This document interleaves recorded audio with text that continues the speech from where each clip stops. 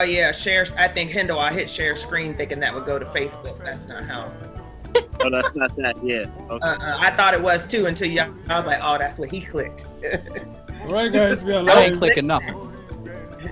I'm not used to the forum. This is my first time on. Yeah, me too. I have no idea what I'm doing. Oh, I have no I had to get idea. my son to help me do this. As the Africans who say, oil come. welcome. Auntie Musu, we are live. It's not. We might have to share it from wherever he is casting it from. If are we live on Sierra Cast TV? We can share Sierra Cast TVs. Yeah, we are Yeah. live right now. Live. Okay. Oh, are we? No music today? We are live. They've been playing music the whole time. I know, Auntie Musu is not listening. Are we live on Sierra? Oh Lord. Hello, my people. You know what? Good afternoon, good evening, good morning. I think Australia should be morning now. Good morning, my people. Good morning, afternoon, evening. This is your guest. Nice. Am I live? We are Yeah, we are live. live. We are. Am I in? Yeah, the background is. Yeah, Auntie Musu, go ahead. We are live. Okay. Welcome to Breaking Taboos, ladies and gentlemen. We have some kings and queens in the house today. This is a show where everyone is welcome, every opinion matters, and every taboo is discussed. Therefore, viewer discretion is advised. Once again, I welcome you all to Breaking Taboos. Our topic for today is, what was the topic? Actually, it's a discussion about how African Americans and the African migrants coming into this country, how can we get along? And I must advise again, this is a family topic. And I want to make sure I advise everyone to respect everyone's view. We are not here to do what we do outside, as we meet. We are here to find a way how we can come together and share love. So once again, welcome to Breaking Taboos. To the viewers out there, I am going to give the floor to my guests here to introduce themselves. I'm going to start from the top, going to the right. So I see Mrs. Madonna Ganda. Words. Hi everyone, my name is Madonna Ganda. I'm from Sierra Leone. I'm African, and I'm here in America, but we love ourselves. Ooh, okay. Okay, next I go to my Queen Sharon. I'm Sharon Booker, also known as Nakakoi Aziza Zenzele Kebe. I sit on Borough Council in Sharon Hill Borough in Pennsylvania, and I'm also on the executive board of the Democratic State Party. And I'm an American, African living in America. Wow. All right, I have, PC Howard, Miss Thomas. Yes, thank you. I can't figure out how to change my name on here. I was so upset I couldn't get it changed. But my born name is Carmen Thomas. I am what some would consider African American. I consider myself African. And I like to go by the name PC Hawa Panabam, which was given to me when I went back home to Sierra Leone. So I am also Sierra Leonean. It's getting better. Okay, now we have Dr. Khadijatu Grace Ahini. Hi everyone, my name is Dr. Khadijatu Grace Aheni. I am an author, motivational speaker, designer, jack of all trade. I am originally from West Africa, Sierra Leone. I am the queen of Salon. Okay. All right, I'm coming to my brother, Sheikh. Good evening, everyone. My American name is Tommy Jones, and my cultural name is Ahasana Mindu Khatap. I am also a Mende descendant. Um, Woo-hoo. I am the ambassador of a store, an African boutique called Nadi Africa. And I'm also a community activist in the town I live in Mebane, North Carolina, which we are community activists that are fighting for the equal representation of African and African Americans throughout the diaspora. Woohoo. Okay, we have our elder in the house. That's my auntie, Auntie Bendo Kemokai. Please introduce yourself. My name is Bendu Vawa Kemokai, Sierra Leonean, living in America. Let me say Sierra Leone, Liberian, living in America. Great. I was born on the border of Sierra Leone and Liberia. So my grandmother are Liberian, my grandfather Sierra Leonean. And from the Mende Vai tribe. All right. I must tell you, this lady has been here longer than she knows a lot about here. Okay, now I'm coming to the king here. I call them my two. Okay, I'm going to my left. Richard Mosley, please tell us who you are. Good evening. My name is Richard Mosley, Senior. I'm a business owner here in Collingdale, PA. I do a lot with reentry here in Delaware County. I sit on the Reentry Council. I belong to an organization. We fight for human rights and healthcare. I run a prison ministry, and I'm African American. I do have some breaking news. I just ordered my African ancestry kit tonight. So pretty soon I will be finding out something that I've been wanting to know for a very, very long time. So it's a very emotional day for me. Outstanding, Yay. outstanding. Yes, yes. One step ahead, brother. Keep it up. He's gonna be Mende. I'm just rooting, but you know he's too tall to be Mende. That's the only. I don't say many men are short. Many men are not short. My father was very tall. Ooh. Your father was tall, and you know there's something there. I know my father is tall, but he's so. No. My father. Okay, all right. We'll come to that. Let me come to my king, R. Weeks. Hi, my name is Earl Weeks. I'm African American. I'm a Civil War reenactor, Revolutionary War reenactor. I guess I just did a play, so playwright, filmmaker, TV stuff, bunch of stuff. But hello. I'm calling you after this. Me too. I want to be in the movies. Coming together is just powerful, my people. Now we come to the last king in the house. Hello. My name is Joe Hindawa Songa. I was born in America. Descendants of slaves, and I did a DNA test and found out that I belonged to the Mende of Sierra Leone. I went there. I was welcomed, and it was just a phenomenal experience. Nice. Great. This is awesome. I know. I feel like crying because I have been so awesome. I have been waiting for this day. Like me and Richard had been putting stuff together to see how we can come together on a round table and talk. So this is not just a talk show. This, I would say, is a movement. This is a movement that I'm hoping that it's not just going to stop here on Sierra Cast TV. It's going to go all the way around these 52 states of America, right? So I'm so happy. I'm so honored to have you all here to this roundtable peace talk.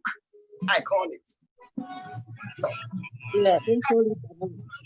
So the way we are going to do this, I have a list of questions, and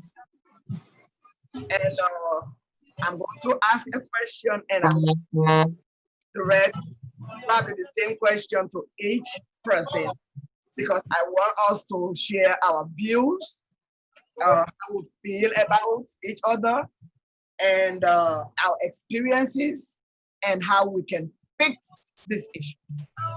So now, so my first question, I don't know, I don't know if I should ask you, but let me ask Madonna. I know you have been here. We all came from Africa, and we are here. Can you tell me a little bit about what you know about African Americans, like generally, if you meet one, or have you encountered any good experience or bad experience about African American? I would just say it's all humans. Like if we meet a stranger or we don't know the person, instead of us to come together and get to know the person like really, really well, we quick to judge people based on what we have had or what we don't know. My experience is good and it's also bad because I would say it was bad when we first met, but at the end of it, we become friends. Basically, he didn't understand me, and he don't understand how my culture runs, or he don't know what I am capable of doing. So we met. Example, we met in a Walmart where I was working, and we just worked for the first time overnight. Instead of him to come to me and say, lady, what's your name? I need your help. He didn't. He just called me Black African. And that was shocking for me because I'm looking at him. I know that we have the same skin. And he's an African American. And it was so funny for me and shocking. So when I look at him, I was like, but we have the same skin. So I don't understand why you calling me Black African. Your skin and my skin is the same. We haven't changed. There is nothing changed on it. Even the hair on your body, I have it on my hands. So I don't know what you're talking about, Black African. And when I was filling application, it did not say African. It says African American. So I believe that me and you are the same. It's just that I'm coming from Africa and you were born here, maybe. But we are both the same. So stop calling me names. You know, I have to talk to him. And later we become friends. And I explained to him, I say, when you meet somebody, you don't know the person, ask for their name, ask them what can get them hot and what cannot get them hot. Like, don't just see somebody and start calling them African. You don't know if I was born here anyway. It's just because of my accent. But I know that in this country, there are people that have accent too. They are coming from different states, but they still have accent. That's true. I'm going to go to my Queen Sharon. Well, this lady, I'm not going to say too much because I want her to tell me. You know, she's not going to tell me because I know a little bit. I want her to tell us about who we are. I'm not going to even say, who are we? Met us. Who are we? Africans coming in here.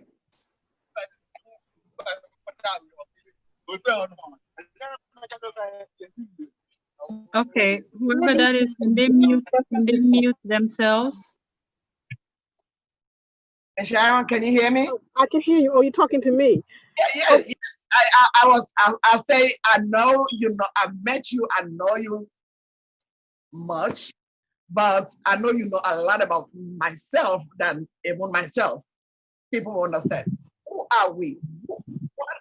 What can you tell our viewers? So, in my perspective, I've lived in Africa.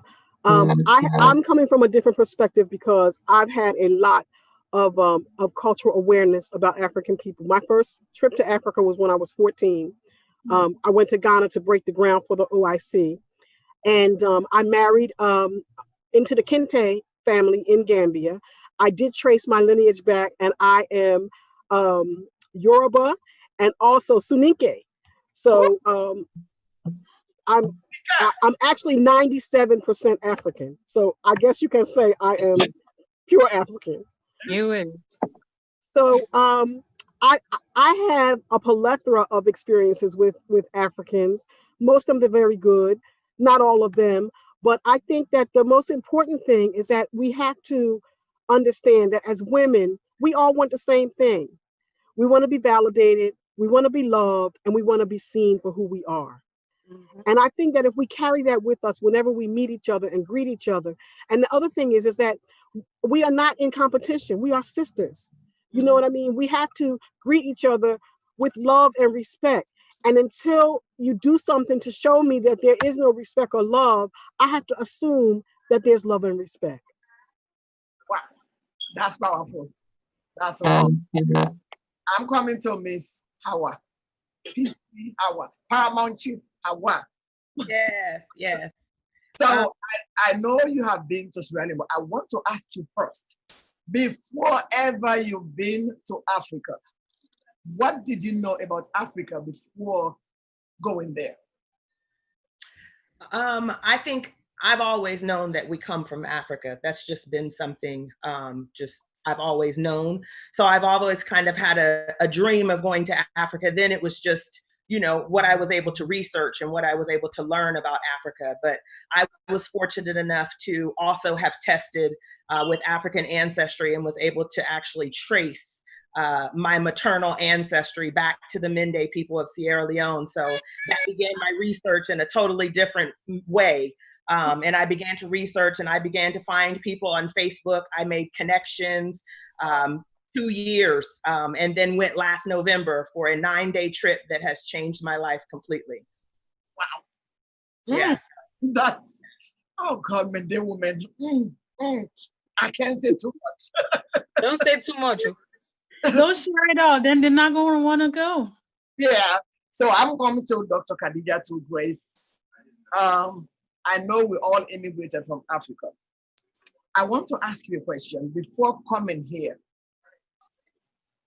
did you have any idea about who African Americans are? What did you know about them before coming here? Well, once again, thank you for having me here, Sarah Cass TV and Auntie Musu. When I came to the States, I came here at age 14. I had no idea really who African Americans were when I was back home. I only knew people like Michael Jackson that I wanted to be like, the Whitney Houstons, the Mariah Carens, all these musicians. I'm coming to America. I'm like, this is who I'm going to be. Da da da da da da. That's all I knew. But then when I came, it was a whole different story, a whole different ball game. Went to high school and it was horrible. It was horrible. The experience there was just crazy. And this was very painful because it was the African American kids that were as black as I was that were actually the ones making fun of me, making a mockery of me. Oh, she stinks. She's an African. She sleeps on trees with monkeys and goats and all these stuff. And they said this, and then even to a point where one day we were sitting in the bus, this black girl comes. Well, you know how they in high school you have your cliques. You are the lit and you are all that, all the boys and the girls like you, they want to hang out with you kind of a thing. So she thought she was feeling herself, which is another form of bullying. And so she brings this body spray, spraying me all over the place. Oh, something stings up in here. Do y'all smell that? It's the African girl. So the next day we came to school, I was really pissed off. And another girl tried it, but this time, my culture in Africa, when the school bell rings, you have to make sure your butt is in class. If you are late, then you get to be whooped, and you get to pick up all the trash in the school compound. And so it was not a joke for me. So the school bell rang. Here we go. We have this kid standing in front of the teachers in the class, standing in front of the door with her boyfriend, like just smooching each other. Excuse me, they won't excuse. Excuse me, they won't excuse. And she turns around, excuse my French. She uses the language, you take your African mother back home. And that just threw me off the charts. Me being a typical African girl, I was angry. I started speaking in my dialect. I'm like, this girl, you don't even know me. I have not even bought fabric for my mother. And here you go insulting my mother, because I thought when you say motherfucker, you're actually insulting my mother. Oh God. And so I was off the chat. I dragged this girl. Uh-oh. I was beating her, giving her stand and saying, don't you ever insult my mother. You don't know who I am. You don't know where I come from. So it was the whole school. Of course, I guess it's the American tradition. Instead of them breaking up fight, they will actually stand there, fight. And the whole school was in disarray. Oh, and the whole school was in disarray. And the only thing that saved me was, one, I was provoked. Two, the school called my aunt, and my aunt said, why do you think I brought her to America? There had been war in my country for 14 years. This girl is traumatized. So anything that can trigger anything like that, she's gonna go off. So since then, I had to find my way out in the school. And then eventually people started warming up. They gave me an opportunity for me to talk about my country, my culture, who I am, what I like and what I dislike. And so eventually the kids started coming around and stuff like that. But it was... See, this is what I'm talking about. Even though it didn't have to take that bidding to, make friends, but I think this is the best topic I've ever really chaired, talking about our indifferences. Now I'm coming to the King of Wakanda. I always call him Wakanda. Look at him. You haven't been to Africa yet, but not yet. Huh? Not yet. Not yet. Not yet. I supposed to have went, but good old Corona stopped all that. I see the energy in you, really, I do.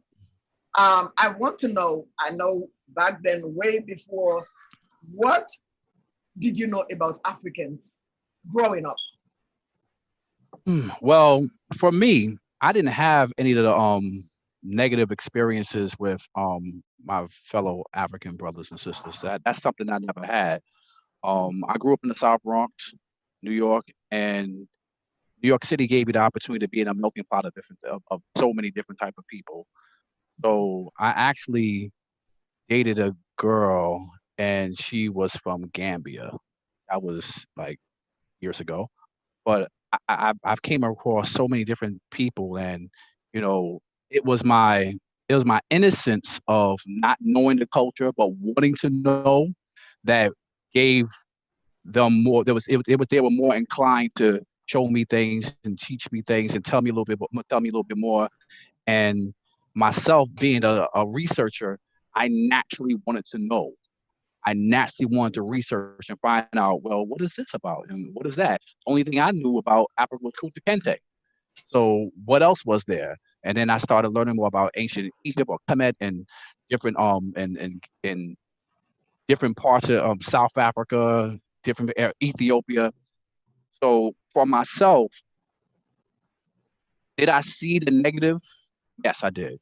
Did I see, and the negative side was more of, you're not really an African because you wasn't born there. So you're not really an African. You're an African American. You're different. Africans, we are like this and you're like that. And one of the things that I came across was people saying that our fellow Africans is that, well, you have to understand that just because you are African American, that doesn't make you an African. If you wasn't born in this place, that doesn't make you an African. You're an American. Y'all have your own thing. Why do you want to do our thing? This is our thing. That's your thing. And that was the negative side that I experienced. Was it the growth majority? Absolutely not. But it does happen, and as I grew up and I started to learn and mature, and learning about what slavery was and what imperialization was, you have two sides of the same coin, and the common denominator was giving that false information, that false narrative on both sides of the fence. You the have oppressor is the same. the oppressor was doing the same thing just as much as I was enslaved and lost my cultural identity. My counterparts on the other side had their whole land and everything stripped from them and then put into this imperialistic confinement. And they don't talk about the rebellions that happened on the continent of various Africans going back to get their people. They don't talk about that. They don't talk about for example, with the Mende, how when the British came in and started their mess, they killed the British and they killed those who were working with various Africans that were working with them. They got rid of them too. They took out everybody. Yeah, they don't talk about that stuff. I didn't learn about I didn't it was 1980, 1990, 1993 when Amistad came out. This is prior for me knowing my own ancestry and looking at those. That was the first glimpse of me seeing wait a minute, we didn't just give up. Africans, Americans here in this country, the reason why most of the time it's treated like that or talk to Africans like that, because in our perspective, our African counterparts didn't give a damn about us. They just let us go and that was it. Wow. So all of these things are coming from a place. I'm glad. I'm really happy we are having this conversation. And we should be having this conversation often on every platforms that Black owned should be having this conversation. Yes, I agree. Calling your fellow African booty scratcher and all type of stuff. These are learned behaviors and learned things that are to separate. And then over there, I had recently I had a fellow brother say, "I'm so glad you're not like those African Americans." What African Americans? The ones you see on TV. The ones you see in Boys in the Hood. The ones you see, they're not saying that that's not part of our reality, but it's not all of our reality. It's like our fellow Africans who have been through war, it's not all of our reality. Who have been through starvation, it's not all of our reality. Thinking that, that's not all of the reality. You see a narrow view, a narrow false narrative without any type of clarification. And that's why it's like this. Thank you. Well, I'm learning a lot today. I just want to say that it's by design that the oppressor has used this method for hundreds of years to keep us separated, because they know that if we ever unite, it will be done the deal. most powerful nation. We are coming to that, Miss Sharon. Miss Sharon, and it's true what you said, just like how the Bible, I'm going to use this quote. It said the devil came to steal, to kill, and to destroy. Now, who's the devil? Who is doing all of that? Yeah. Okay, we are going to start. Three kings here waiting. Okay. I have Mr. Richard Mosley. Listen, I'm going to go out of the way a little bit. When I met you the first time and you touched my skin, what did you say? I want to know, what did you know about Africans way back when growing up? Okay, well, let me go back to, I'll make it quick. I'll go back from the beginning. My earliest images of Africa was that little boy and that big bird, and he was starving. And they played that on TV over. I'm telling you, this is what they did to us. They played those images over and over. They played images of the jungle. I remember being young when apartheid was going on, and I got kind of caught up into that. And so I personally start researching that apartheid scene because it mirrored the civil rights here in America. the whole civil rights scene. So I kind of got caught up into that. But the early images were, there were jungles, there was starvation, and you don't want to go there. And now that I think back, it was by design. It was designed to keep us separate, to put a preconceived notion of us and you, and you and us. So that stuff was by design, and it worked because images are powerful. And that's what they fed us here in America, just images about Africa, negative images. I've never seen the nice homes and the nice scenery because they didn't share that with us by design. So my earliest views of Africa was, I don't want to go there. Why would I want to go there when the little boy is starving with the big bird sitting next to him? Why would I want to go there if it's all jungle and I got a room with posters on the wall? So this is what they did on this side of the ocean to taint our minds about you guys. When I first met Musu, the first thing I said is why. So and before meeting you, Musu, I tried to kind of engage a lot of African people, and my question was the same: why are we separate and we live amongst each other? And it was a simple question: why? What is the divide where the Africans close themselves off, and we don't have any interchange, and we live in the same neighborhoods? And that's when me and Ms. Kamara started to take this journey together and started to spend a lot of time together talking and to expand this conversation. You know, Richard, just to add to that, I had met a sister, she was from Nigeria, and she was telling me she had moved here and she knew that us as African Americans and her as a born Nigerian had the same skin color, but she didn't know that we were the same people until she had encountered an elderly African American woman who had made a derogatory statement to her, but it was something that let her know somehow they were connected. And so she said she went home and she researched. And when she researched and she realized who we were and what we had been through and that we were actually the same people, she said she was just distraught for days when she realized who we were.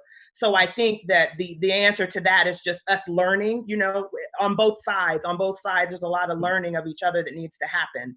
And that work has begun. I'm sitting here now, so I'm living proof, just as my other brothers on the call I know are living proof to that.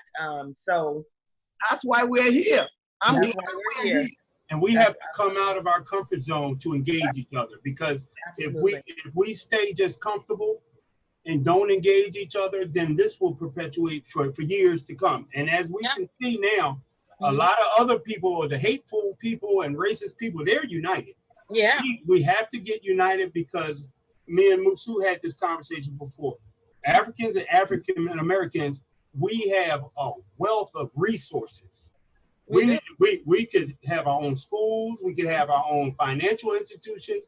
We don't need anyone once we join up. And I think that's why it's been such a concerted effort to keep that divide with us, because we could be a global powerhouse where we don't need anybody for anything. We could have our own curriculums and our own way of doing things, and we could bridge this divide of misinformation that's been happening for so long. That's right. Because when I first met Musu, she was scared to death of me. I'm gonna tell it like it is. She was scared. We went out to eat, and she was scared because as we got to know each other, from what she had heard about African Americans, like I guess she thought I was gonna pull out the bazooka, take a cloth off her head, take her earring, take it to the pawn shop. But until she got to know me, and we spent a lot of time talking and going around speaking, that I think I'm one of her favorites now. And this is something that we ought to know. The time is now. If not now, then when? That's right. If not now, then when? I believe in each one teach one, each one love one, each one inspire one. The thing here is they have succeeded in putting us apart is because we've allowed them for too many years. Yes. And now what is happening? You see this, what is happening? I don't know, maybe somebody else will go there. But what is happening now is even the mother universe is telling us that the time is now. Amen. Amen. Our African brothers and sisters need to take the narrative and say, hey, I know this African sister. I want to go. You don't have to come from that place. I want to go visit and see what it's like. Yes. We can build our own kingdom. We are the kings and queens. We own this. Yippee! But they don't go up in our land, don't took all of our gods, don't put all of their own Bible God on us that we have left our ancestors, and now we're paying attention to what they are instead of paying attention to who we are. Thank you. Thank you. I am done. I am at a point where I am done. Somebody telling me who I am. I know who I am. I am a queen. I am a goddess, and that's how I raise my children. We have to start learning and teaching our kids. Let us do intercultural change. We take our children back home. We go visit back home. This is how we do it. Feel it, touch it, see it, smell it. Then you can be the judge of your own self. Don't let somebody tell you that this is what Africa is. Matter of fact, the buildings in America are not buildings. We build our houses with we have buildings. we build our houses with real brick, cement, and sand. But over here, it's cardbox. One punch is gone. So what are you telling me that I sleep in trees? I mean, this has been a wound that has been cooking for so long. It's good that we are actually trying to mend it now. Thank you. It's about time. Thank you. Now let me come to Mr. Al Weeks. That's another brother I met out on the way. I've been on the road, like trying to meet my brothers. And what can you tell us about? I know you travel a little bit. I know. What can you tell us about growing up? What you knew about Africa and now, today? I know a little bit about Africa, but it's probably more from college classes, things like Sundiata, things like that. And later on at community college, actually being around the African students there, actually like at community college, I was president of student government, president of Phi Theta Kappa for 3 years, president of the Mommy Club, president of the vice president of the African Culture Club. I was really surprised when they asked me to be the vice president. I was really surprised when they asked me to be the vice president, but I learned a lot talking to them. Like my friend Omi, she was telling me that Africans have a disconnect with African Americans. And the disconnect is they know that Africans were taken from Africa and put on a ship. But once they're on the ship, they don't understand what happened to us in America. And that's one of the things that we wanted to bridge, and then like, even for us as Americans, a lot of Americans think that all immigrants come here and get all kinds of free stuff, okay? That's what they think. I know better. I was actually married to a Filipino woman in the Marine Corps, and that doesn't happen. But these people here really believe it. Like, I mean, they talk about it like it's true, and they believe it, And then there's just something that I think what we could do is even have like some stories from Africa and some stories from America and bring them together, and that's kind of what I do with the Civil War stuff and even TV type stuff. I think that's something that we could do to bring people together, and even connected to that, to do things like fashion shows and other things that brings us together that would showcase both. Okay, that's true. I think as women, we all like to cook. We could have a potluck, everybody bring a dish, show, like, because we love to cook, and cooking, we can bond in that way. Musa and I were talking about this, about friendship. And I said to her, can I share it, Musa? Go ahead. I'm saying, so I've known Musa now maybe almost 10 years. And so I said, Musa, you know, when we were talking about the show, do you consider me to be your friend? And she said, yes. And I said, well, I also consider you to be my friend. However, I have never been to your house. We have never been shopping. We've never shared like beauty tips or the things that women do as women. And I said, why is that? And do you know, Musa said, because she thought if she invited me, I wouldn't come. Oh my God, that was sad. So no, but the thing is, right? It was a misconception. Right. I absolutely would go, but she absolutely did not invite me. So I think that we have to really stop looking at each other as African and African American and look at each other again as women. Because isn't that what women do? We share secrets about beauty, makeup, cooking, you know, what's good, you know, and we don't do that across the board with each other. I'm on Willing Avenue a lot. I run into a lot of African women. And, you know, when we see each other, we greet each other. But beyond that, there's no interaction beyond, hey, sister, how you doing? Relationship. And we have to extend it beyond that, because that's the only way that we're going to be able to really bond and understand each other and break those barriers down and all of those misconceptions. Yeah. And I'm so sorry. I'm going to publicly apologize again. No, it's okay. Again, it was just a misconception. Yeah. Right. All right, let me come to the king, our king Hindu. That's my brother. I mean, the brother. Thank you. Now look at him. That's how man. Look at him. Look at him. I know you visited Sierra Leone. I want to know, you know what, before going, I want to know why did you choose to go visit Africa? And why did you try to find out who you are and visit? Well, you say, why did I visit Africa? Why did I choose to visit Africa? Yeah, but I want to know what really inspired you to find out about who you are and where you came from. Well, it was the resiliency of these people that we belong to.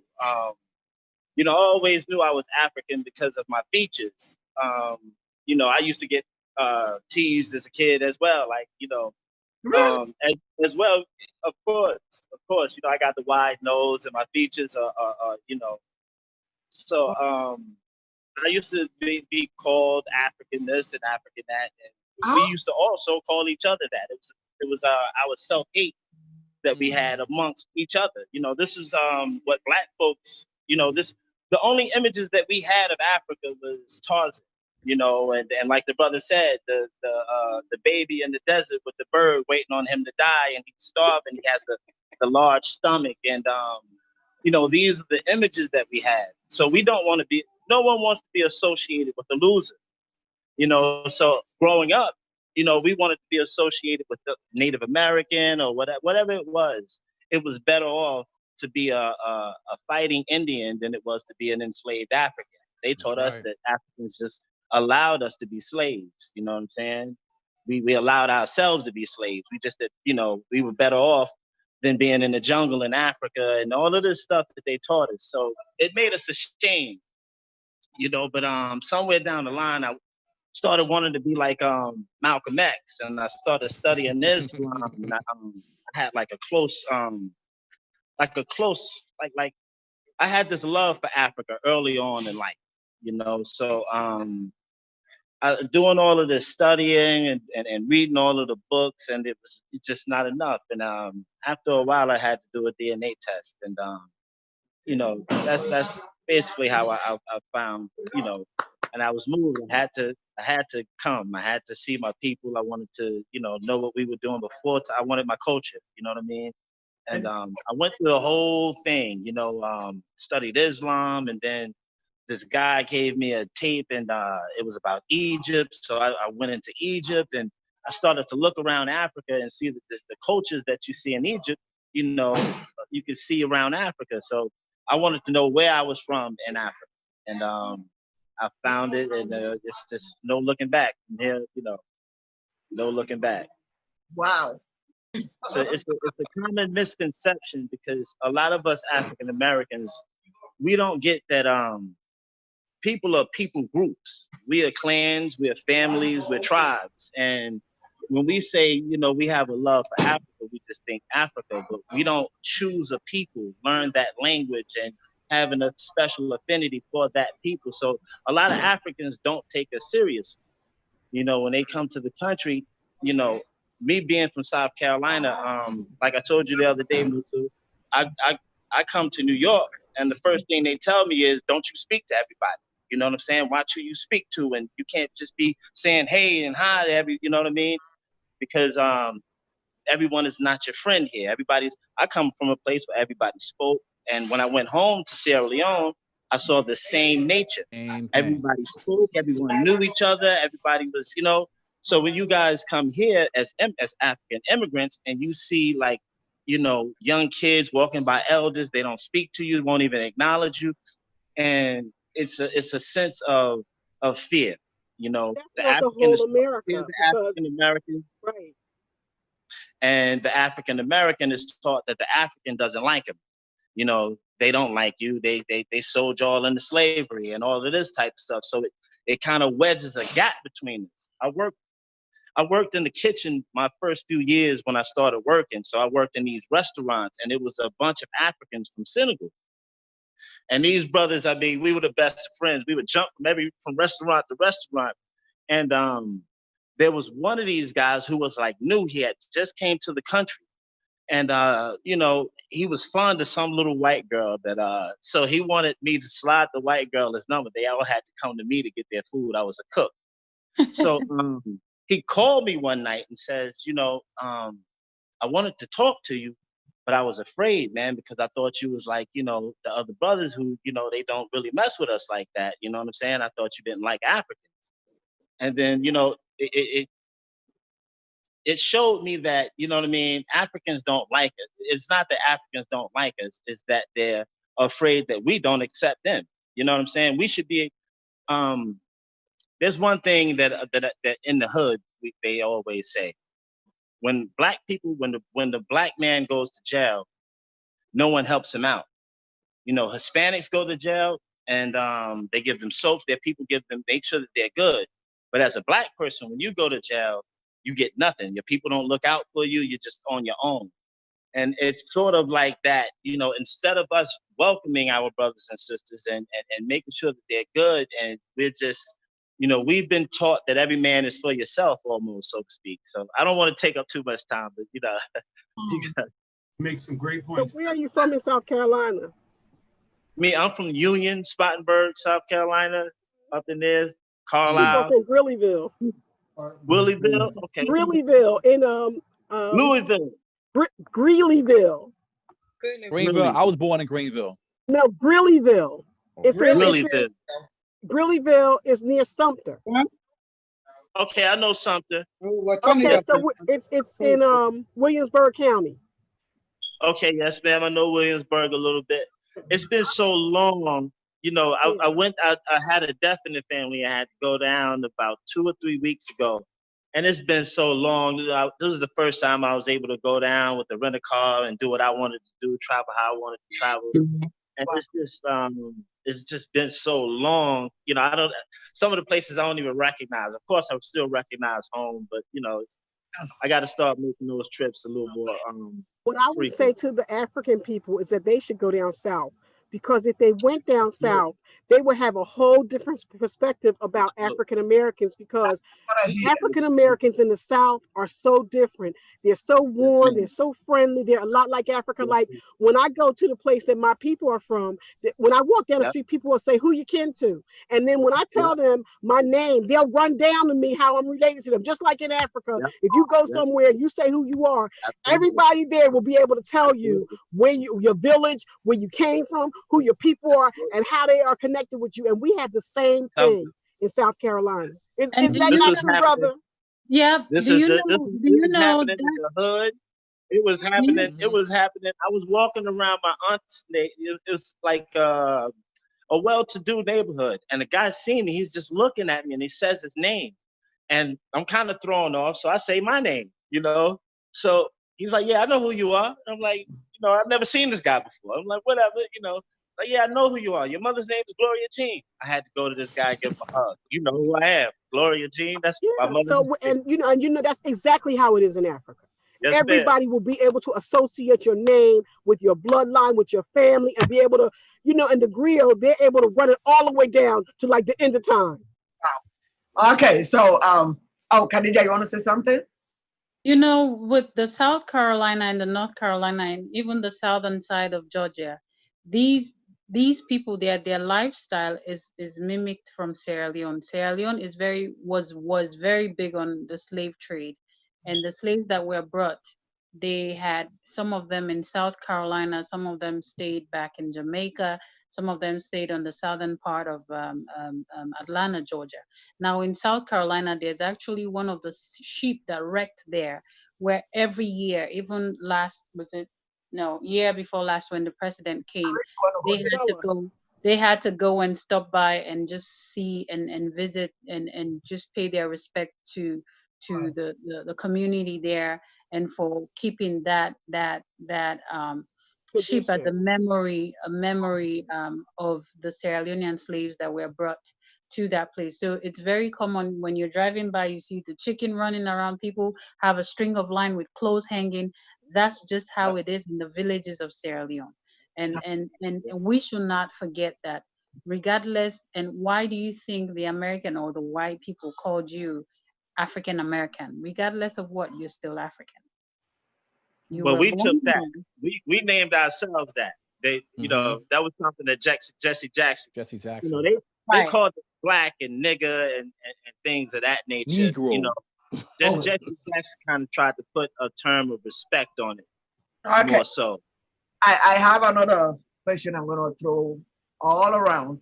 But as we were sharing our experiences, I had 2 experiences too. When I came here newly, I was working in a nursing home in the kitchen, and I was standing, having my break, and this black brother came right up to me and said, "Do you know I hate you?" Oh, wow. And as I'm standing there, you know, I'm just new here, I'm scared to talk, and I'm just standing there like looking at him like, why? Like, why? And he said, well, your ancestors sold our people into slavery. That's why we're here suffering. And I'm standing there like, what do I have to do with this one? Like, I don't even know what to say. I said, what do I have to do with this one? And the second one, I went to 52nd Street on Philadelphia here, Rita, you know, of 52nd Street. So there was a parking space. It's a one-way street, Chestnut Street. I'm trying to back up to park, and I saw this brother just came out of nowhere and stood right in the parking space. He's waving to me. You can't park here. You can't park here. You just came from Africa. Look at you. You are not going to come and scratch my car. Who gave you license? I'm sitting in my car. I'm trying to back up, and he's still standing in that space. Like, he couldn't move. He didn't move. Somebody has to tell me, ma'am, go park. Go get another space. And even when I went and parked and came out of my vehicle, he's still standing there looking at me. I'm going to call immigration on you. You are just...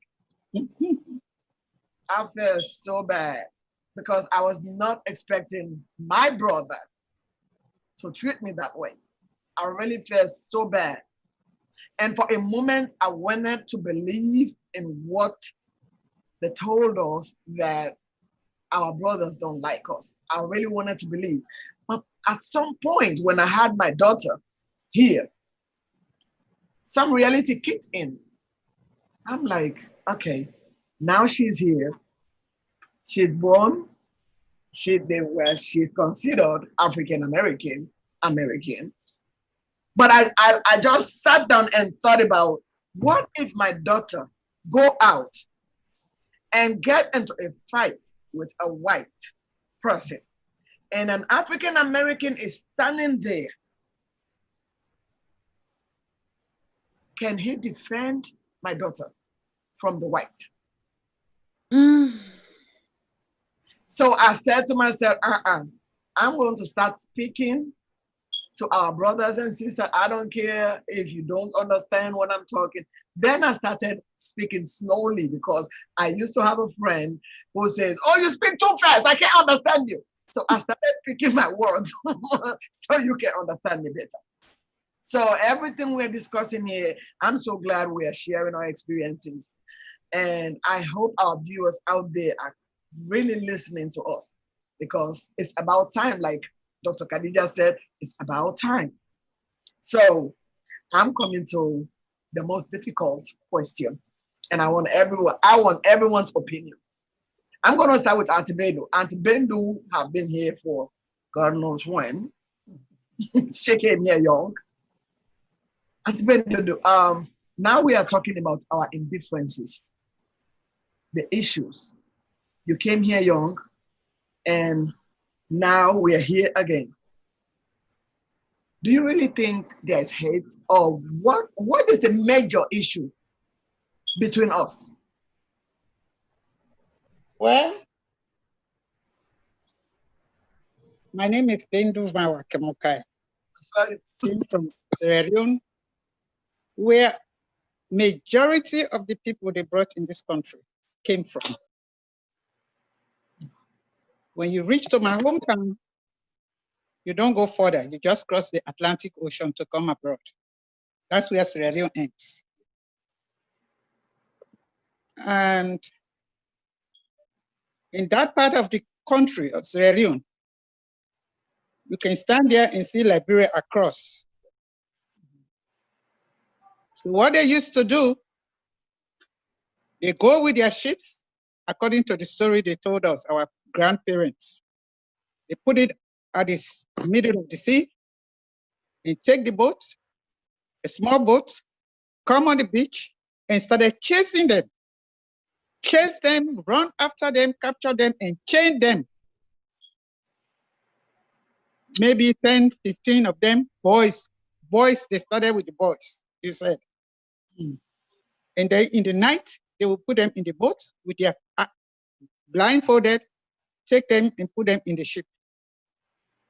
They will stay there sometime 2 weeks, 3 weeks doing that.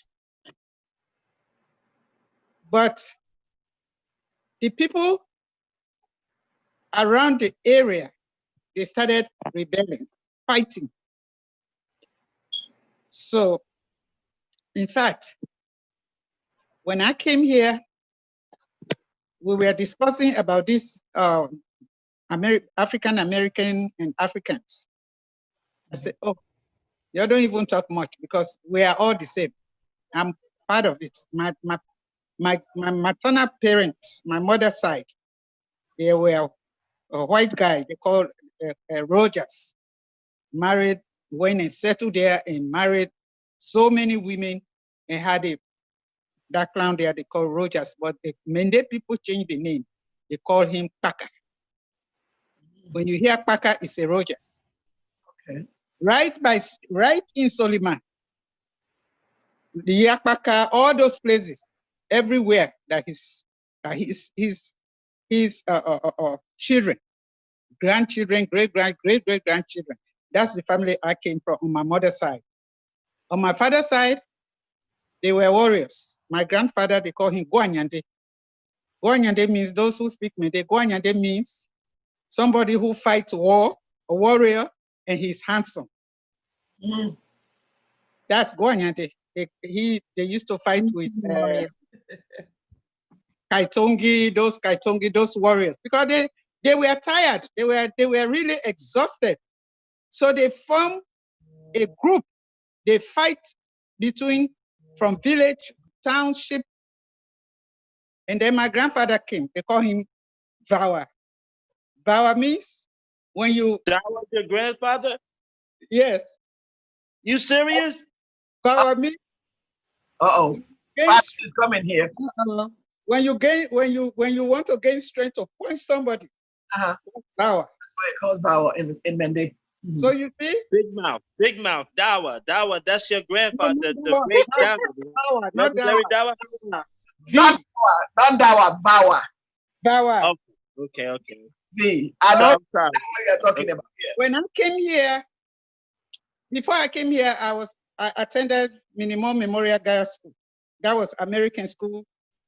Americans went and opened, Black Americans went and opened that school. It burnt Shabro. We call it Minimum. Most of these girls in America, they have this. The elementary school was Minimum Memorial Girls School. The secondary school was Harper School, and then senior secondary school. You have your sister there, Emma. Yes. So my mother went there, not me.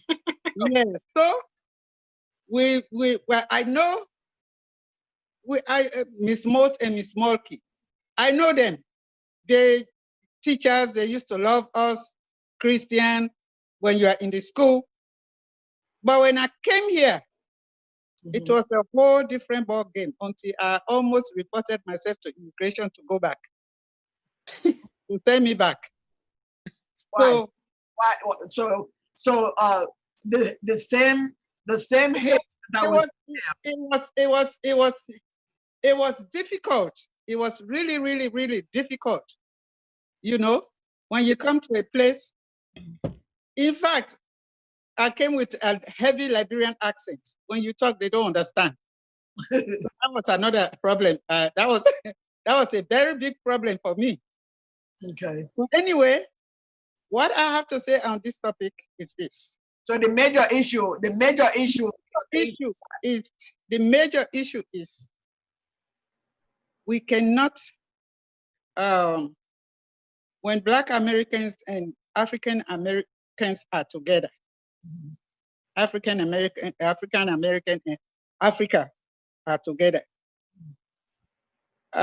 Sometimes they look at us like we are coming from a place that never exists, to me. Okay. They will demonize us so much that you don't even want to be around them. But one day, after some time, this lady was doing it almost every day, do blah, blah, blah, at work. Whenever something go wrong, he would say, "No, that's those African girls." So I said, eh. One day, nobody was there, only two of us. So I called him, I said, "Sit down. Do you really know where you came from? Okay.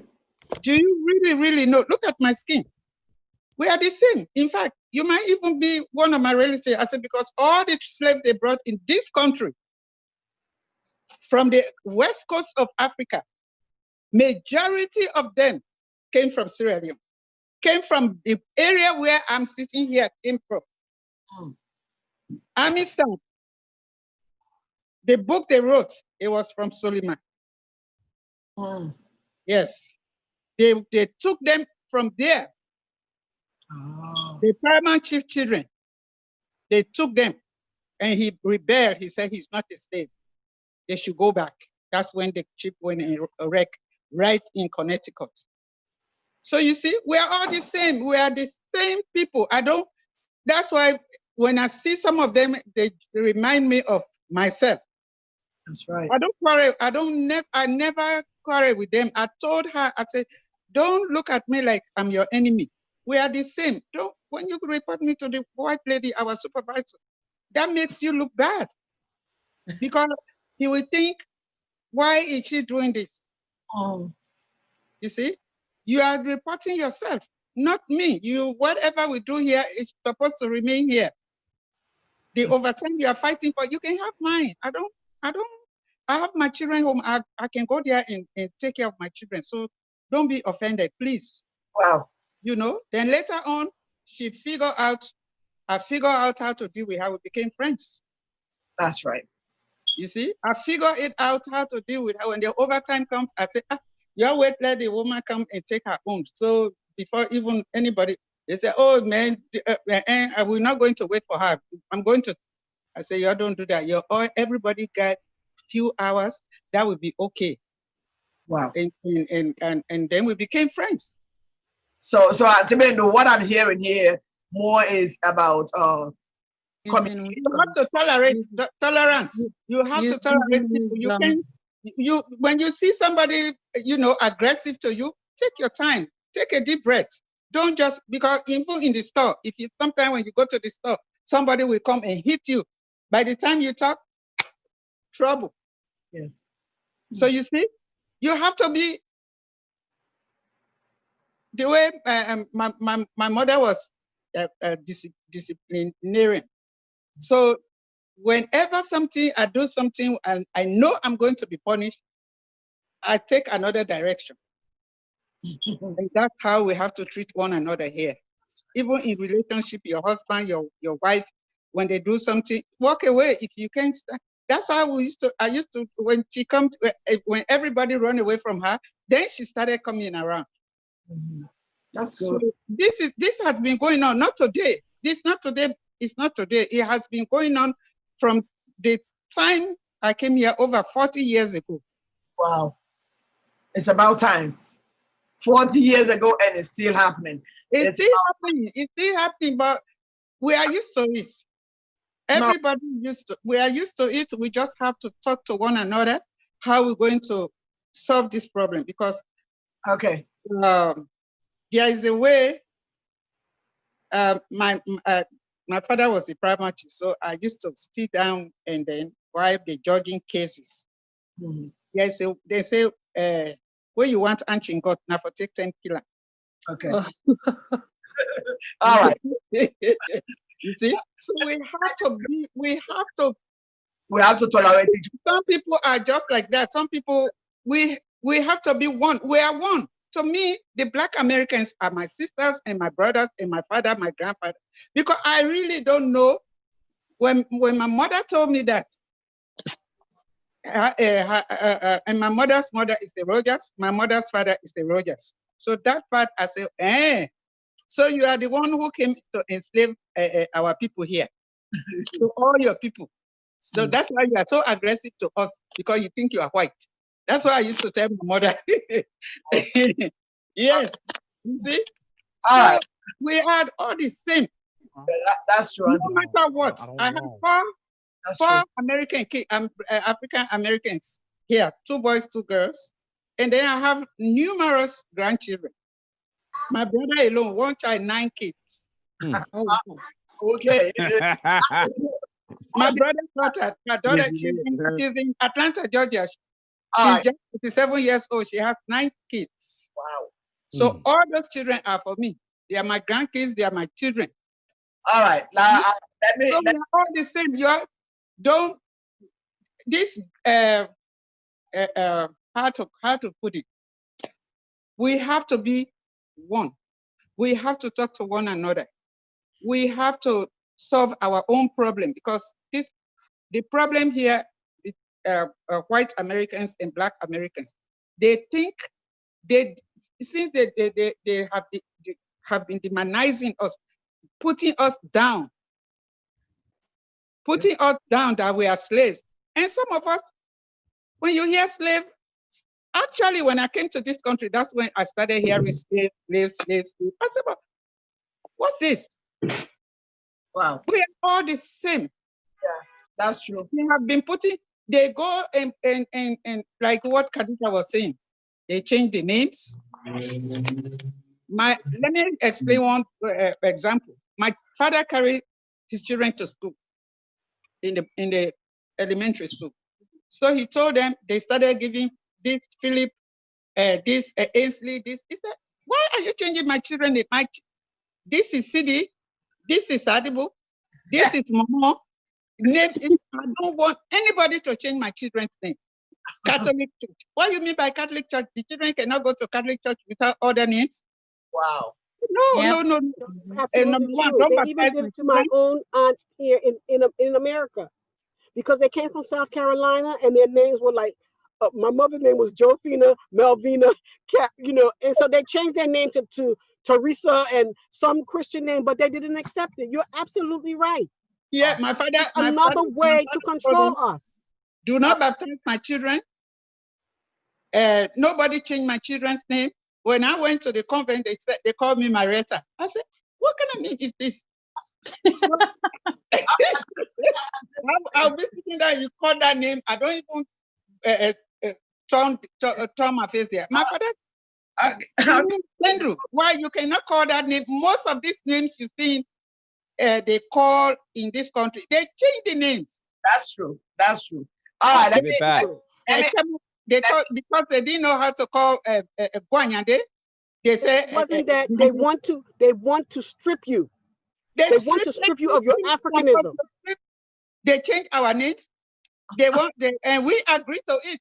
We agree to it because you think the white is better. It's better. You see, we are at fault. The whole issue, I'm telling you, the whole issue, we are at fault. Because if the way my grandfather was, he said, nobody should marry on that side. You do not come here to change us. Nobody, you can demonize us throughout our lives. That's true. You took our diamond and put it on top of the Crown jewels, and then in poverty. Antibedo, let me give chance. Let me give you explain this. When they went there, they saw all these riches. Then they started bringing Bible, started bringing this. Why they taking our riches away? Right. But she's telling the truth. Yeah, she said, I know she's angry right now, but let me give just to Richard wants to say something. Yeah, everything she's saying is correct, and I understand. But you know, as I'm absorbing what we're discussing tonight, it's really serious. I like what Khadija said. The time is now, and this is a really serious time. This is a really serious time for people of color. I mean, and I charge everybody tonight that as we circle back, we come back with some ideas of I don't want to die and this body falls to the ground without making a major impact towards this this opportunity to bridge this divide. I don't. If I die and this divide isn't better, then I'm not going to be resting in peace. And I think that as we leave here tonight, as we leave this space, that we should circle back with some good ideas. And because me and Masu had this this foundation we started called it Divided by the Ocean United We Stand, and we had it at Myers Recreation Center. And what we were doing, we would have the African Americans and the Americans, we would exchange food, like you were saying, Sharon. We would exchange poetry, exchange songs. And what we were finding is the young people, the older people, we were in this space together and it was harmony. But so the divide had been broken down and we found out that there was no difference. And so we have to tonight, going forward, we have to do something and do things that are more interactive with each other. We can't leave this conversation the same. And everybody goes back into their little groups, and we have to really reach out to each other when we have events, of course, when we can have events, but we really have to get out our comfort zones and start to engage each other. We have to do it. I mean, what I've been finding that's really been helping me as I move around in the stores, the way I greet my brother, I say, my brother, how are you doing today? And the African brothers, it shocks them. It shocks them. And the sisters, I said, my sister, how is my African sister today? And so I engage them and it shocks them, but it brings down the defense. But we have to reach out. To engage each other.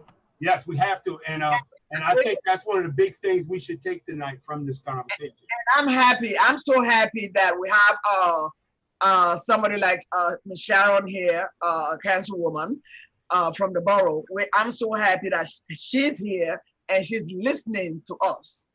And I think it's about time.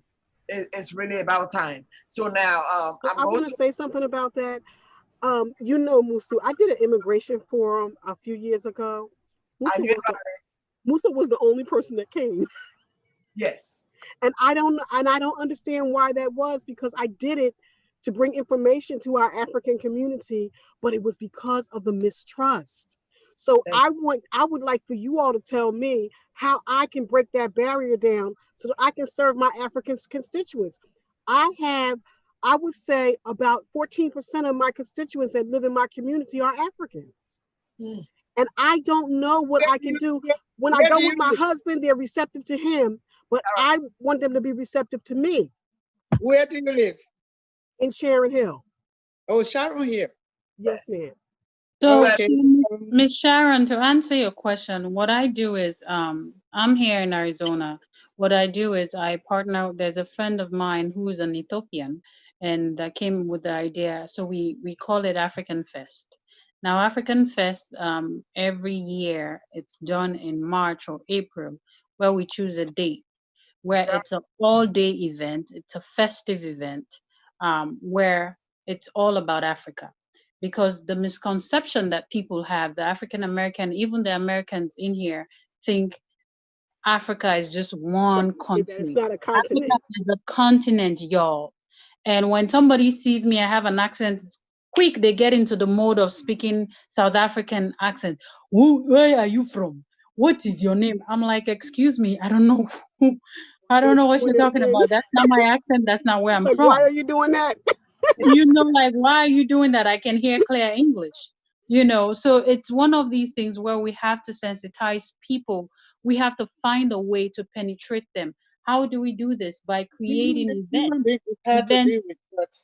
events like African Fest, where it's an all-day event, and you have cultural dancers, you have storytellers. These are the elders like Auntie Bendu that can come and tell stories. We have fashion, we have food, we have music. Just, you know, building African villages for people to actually get the vibe of Africa and know what it's like. And another thing, and let me say this. And another thing I really want to find out. I told Musu, when I came to this country, that's when one of my cousins came, an older guy. He said, you know, they have a house in, they call the village Mano Saija, where they used to put those people with the chain. He said they still have the chain and they still have the house there. I said, you sure? Absolutely. I said, because I want to go and see if this is true. It's in South Carolina. No, in Africa. But you know where? Well, I don't know. It's not. So I went to that place of no return, and it was there's one in Senegal, and there's also one in Ghana. This one I'm telling you about is in Sierra Leone. Is the place I told you on the beach. It is. On the beach. There's a place. He told me. He said the place is they call the town Mano Saija. He said when you go there, you will see the chain. I really want to go because I was born. There's chain. There's uncompleted building. There's all these artifacts that can actually tell you that, you know, that thing is too painful. Yeah. Are you talking about? As an African American, it is too painful. I wept like a baby because Africans don't sell people. Too much. This is what they fail to realize. The Africans, we love one another. They can just take their child and say for what? As a matter of fact, especially, let me talk about Sierra Leone. Africans, we even celebrate our strangers, our visitors, more than we celebrate ourselves. So these are the misconceptions. As I was saying, ways that you can break grounds with your people, Miss Sharon, is by creating activities. You have Auntie Musu there. She's the whole event coordinator when it comes to traditional things. She can help you out. I host and do events, you know, where we try as much as we can to sensitize people about Africa, getting ready to actually take professionals from here that we can take home and do into training, mentoring generations where professionals can say, hey, I want to trade, I want to go visit, but also volunteer in doing this, maybe teach the teachers, train facilitators and all of these. So these are ways you can contact Auntie Musu. These are ways you can break ground. You can take my number from her. We can talk more on how you can break grounds with these individuals in figuring out how you can have these two people in the same room, these people in the same room on the same table and say, hey, it's real, it's happening. This thing that's going on, it's not going to stop if we don't stop it. George Floyd and the rest of these people that died is just a way of the goddesses awakening us that y'all sleeping. We've been sleeping for a long time. Let us stop painting the streets of America as Black Lives Matter. No, let us actually get into it and act upon it. Absolutely. We have done half of the work in America. The African Americans have built half of the infrastructures in America. When it comes to entertainment, who is running it? African Americans. When it comes to all these things, is African Americans and Africans. And of course, other people that came. But you will not be respected. They will not show you love because they feel like you still feel like you are under them. Yes.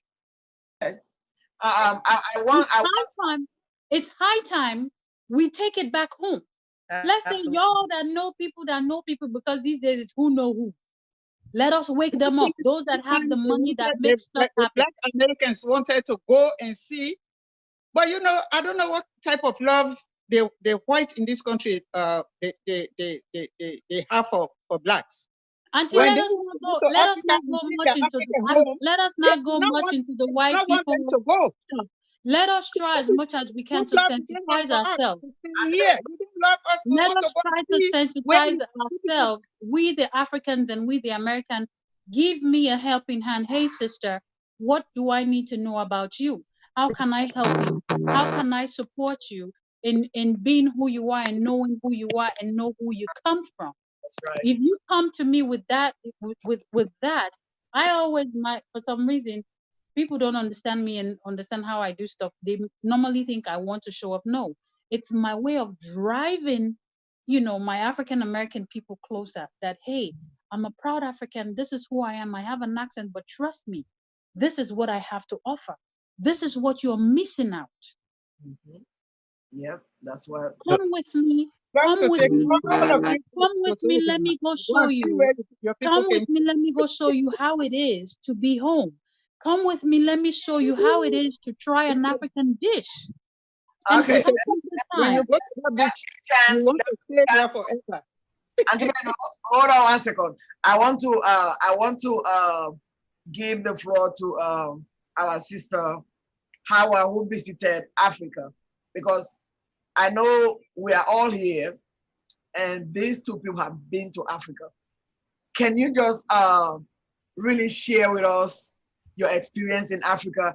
And I want to know, what kind of feedback are you having from other African Americans here? So yes, I went back to Sierra Leone in November. I was overwhelmed at the history and knowing I'm going to go here, and I knew that I was going to receive something once I got to the country, and I didn't know how it was going to go. But when we landed and we got there and we were met by all of our family, there was a group of our family that was there to meet us. And we had a very down-to-earth kind of trip with us. We didn't just do the tourist part like a lot of people do. We went down and dirty with the people, and we went to the villages, and we wanted to really learn all of the culture that had been taken away from us, that we had never known. For me, this was an opening. I lost my mother in 2017, and this was her ancestry. And so in a way, for me, I knew that my trips back home was also taking my mother and her legacy and her ancestry back home. So this was a very personal trip for me. I got there, and what I thought I was going to learn, I realized that I had more of a self-reflection when I went there to Sierra Leone. I learned that I am impatient. I learned a lot about myself when I was there, when I got around the family and I saw, they were just YOLO. It was just all about, moment by moment. And I was, I come from here in this Western world where we work, when we're working to the bone 40 hours a week and we're doing all of this. And I got there and everyone was just so chill. Like, why are you so impatient? We say we're going to eat. We may have went from upstairs to outside by the car and we're still talking. And it's been 45 minutes. And I'm like, come on, we're supposed to go eat. We're supposed to go eat. And they were like, why are you so impatient? And it made me wake up like, whoa, am I impatient? And in that 9 days, I learned so much about myself that when I came back here, I almost didn't fit in my own life when I came back, if that makes sense. And we're talking 9 days. This was 9 days. And I came back here and I realized that there was so much of me that I didn't know before going to Sierra Leone. And I brought it back here and it changed my life. So I started reaching out to, as Kadiatu said, I started reaching out to the Sierra Leonean communities here. I'm in Charlotte, North Carolina. And I started reaching out to the communities and I'm involved with the organizations and things here, and they've welcomed me in. And I've told them, you know, I'm at the beginning stage of shedding this Western world off of me. And I want to learn everything about my Mende culture. I want everything that was taken from me when I didn't have that choice. I want to take that back. And so for me, that's what my journey has become. And so through that, as our sister Kadiatu was saying, she has doing the events and all of that. That's what I know that our brothers and sisters here in the US are missing. They don't know the culture. And if they have never been to experience the culture, they don't know they're missing it. So I don't blame our African-American brothers and sisters that are disconnected. But they don't know because they don't know. They don't know. And how can they know if they're not willing to go to the continent out of fright? I think it's a lot of fright. There. Yeah. So for me, I think that I want to bring Africa to them. So I'm also building a movement very far into the process. It's called the Diafrican Reunion. And I plan to host this event. The inaugural event will be here in Charlotte, North Carolina. I have decided to have this event on Juneteenth. June 19th is a big day for us as African Americans. And as Africans, it should be as well. This is when they've told us here in the US, this is when we gained our independence. Though we know we are very independent people already. This is when they wanted to give us our independence. And I think what we've missed in those celebrations of Juneteenth is taking it back home. I have a hard time that my ancestors, believing that my ancestors wanted to stay here. I think we got into a world where we fought for things to integrate into things here. But I know for centuries and years beyond what I know and what my grandparents were able to tell me, that there's something missing from our journey. Something happened once they brought us here. And to me, that is, we've lost that culture and we've lost that connection. And so through the Diafrican Reunion and through this event that we're going to be hosting here in Charlotte next year, Juneteenth, it's a Saturday, mark your calendars. We are on Facebook and Instagram, and the website will be launching soon. It is about a network, and Diafrican, I say Diafrican, and I want to explain a little bit what that word means, why I have a moment. Diafrican, to me, it is about our diasporic and our displaced, which is us, our African Americans, and the direct, still on the continent, Africans that are committed to unifying despite the many barriers that have been placed between us. So it's a word that came to me out of my sleep. I think it had to have been the ancestors that woke me up out of my sleep, because I was thinking, what do I want to call this? It has to be something that unites us. And to me, Diafrican has become that. It's all of us, whether you're on the continent, whether you are in the diaspora, considered the African diaspora, or if you're me, who has so many labels that have been placed on me that I don't want to accept. I don't want to accept African American anymore. You know, I don't. I want to be more African and let America just be the place that I am for now. And so Diafrican for me is what I'm claiming. And I want you all to join me. It's a network. It's not just a one thing. Kadiatu, if you are in Arizona, this is an event that I want to move every year. Charlotte's going to be the inaugural. I don't know where you all are, but if it sounds like something you're interested in and you want to help me build that bridge between all of us, please get in contact with me. The Diafrican Reunion, again, I'm on my Facebook and I'm on Instagram. And Musu will always know where to find me. Auntie will know where to find me for sure. Okay, Madonna, you are listening to everything. I see you are silent. Again, I want to ask you again, what do you think the major issue is here? Major issue is just knowing, like I would say ignorance. It's not like I want to insult anybody, but it's just that we don't, like the people here, the African American don't understand. Is they only read and see what other people are telling them. They don't understand where they're coming from, and they understand how people are living over there. So it's a matter of ignorance. And if we gonna break this barrier, we have to be teaching each other, like each one bring one. We have to go out and explain to them. We have to rewrite the stories, because this story has been on our head and they don't even know us. Even our own kids that we brought here are beginning to change. They're asking us, oh, am I from Africa? They don't even know the country they're coming from. So if my daughter is asking me, am I from Africa? I'm going to tell her, yes, you are from Africa, but from Sierra Leone. You are not just from Africa, but in this specific country you are coming from. They only know, oh, my daughter is telling me when I'm going to Africa, I'll pack up some tents so mosquitoes don't bite me. I was like, no, it's not everywhere that you have mosquitoes. Yes, you're going to have mosquitoes some places, just like America does, but it's not everywhere. So we have to come out of our shell and try to teach them, or teach the people that don't know, and try to learn about ourselves, because we don't know ourselves. That's why people tell us who we are. We have to come out of that skin and try to know who we are and try to figure out ourselves. If we have those opportunities to do that, we have to make it a point. Like Khadija said, this is the time now. Like when I'm looking at the TV and I'm looking at they're killing us, even though I will not want to call their names, but white people are scared of us because they know what we have. They know our talent.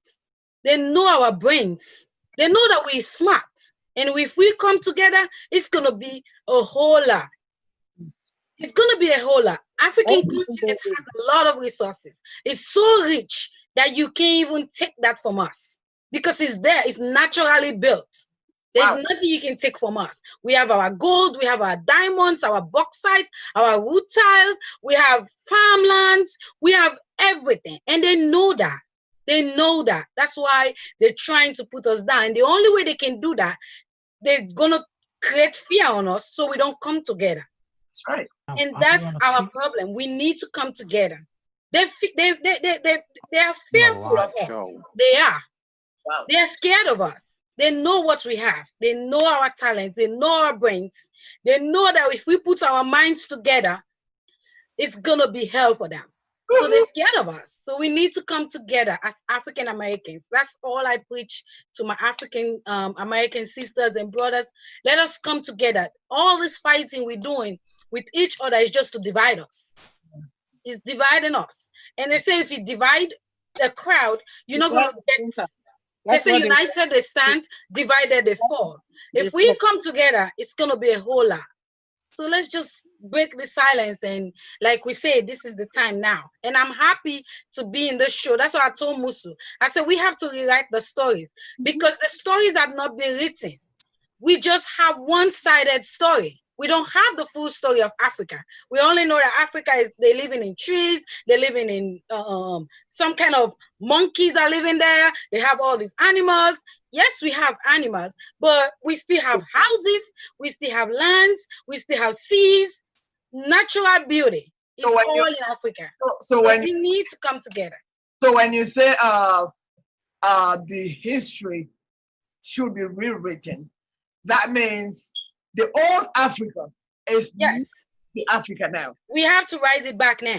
So they need to rewrite what Africa is now. It's all about, because when the ancestors went back home, they only took one side part of it, and they never even studied the country so well that they went in.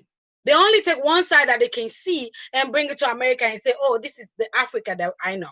They didn't even go into all those things. So I have a question here for you. Khadija and you, our brother Al actually sent me some questions, and I'm going to ask you this question. Khadija, he said, do you think that we have all kinds of opportunities and that we don't take advantage of them? And that means, I know some of us think that African Americans are lazy. They don't want to work. They have all the opportunities. They don't want to make use of them and move forward. Do you believe in that, Khadijatu? Do you think that way, that they have all the opportunities, but they don't want to take advantage of it? I absolutely think yes, there's an opportunity that is not being made advantage of, that we are not taking advantage of. But in this plight, when you watch the movie, is it Help? The African Americans, not us coming in. They are asking us if we are lazy. They are not taking. So the question is, we want to know if you think that African Americans have an advantage and that we don't take advantage of the good thing that we have here because we're lazy. Yes. What good thing do you have here? Thank you. That we didn't create for ourselves.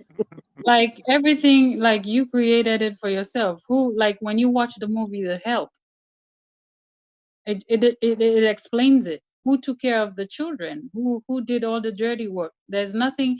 The African American has the same nature as you are, the typical African that you are, hardworking, strong, smart. But then there's this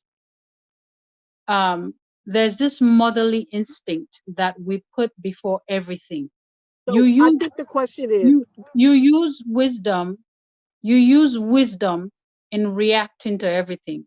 So nobody's going to tell me that you have an opportunity that you're not taking advantage of when you are the one that created the opportunity. Okay, so here's the thing. You're an educated African woman and you are not the norm. So I think the question is, do Africans on the whole believe that African Americans have an advantage that we are not taking? I would say coming from another country where, Hindo, this question is actually not for you here. I'm sorry. You're absolutely right, but I could absolutely see how home would say to, like, you have all of this opportunity here and you're not taking advantage of it. I can come over here and do this and do that, and you guys are just sitting around. I mean, why aren't you guys taking advantage of these, of this, this is the land of opportunity. Education and everything, yeah. Absolutely.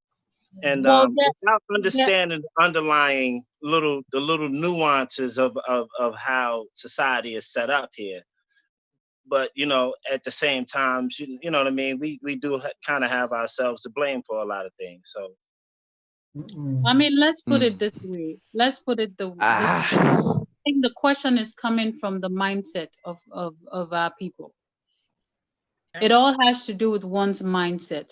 A typical African can come from Africa because he or she knows and understands who they are and where they're coming from, what they've left behind.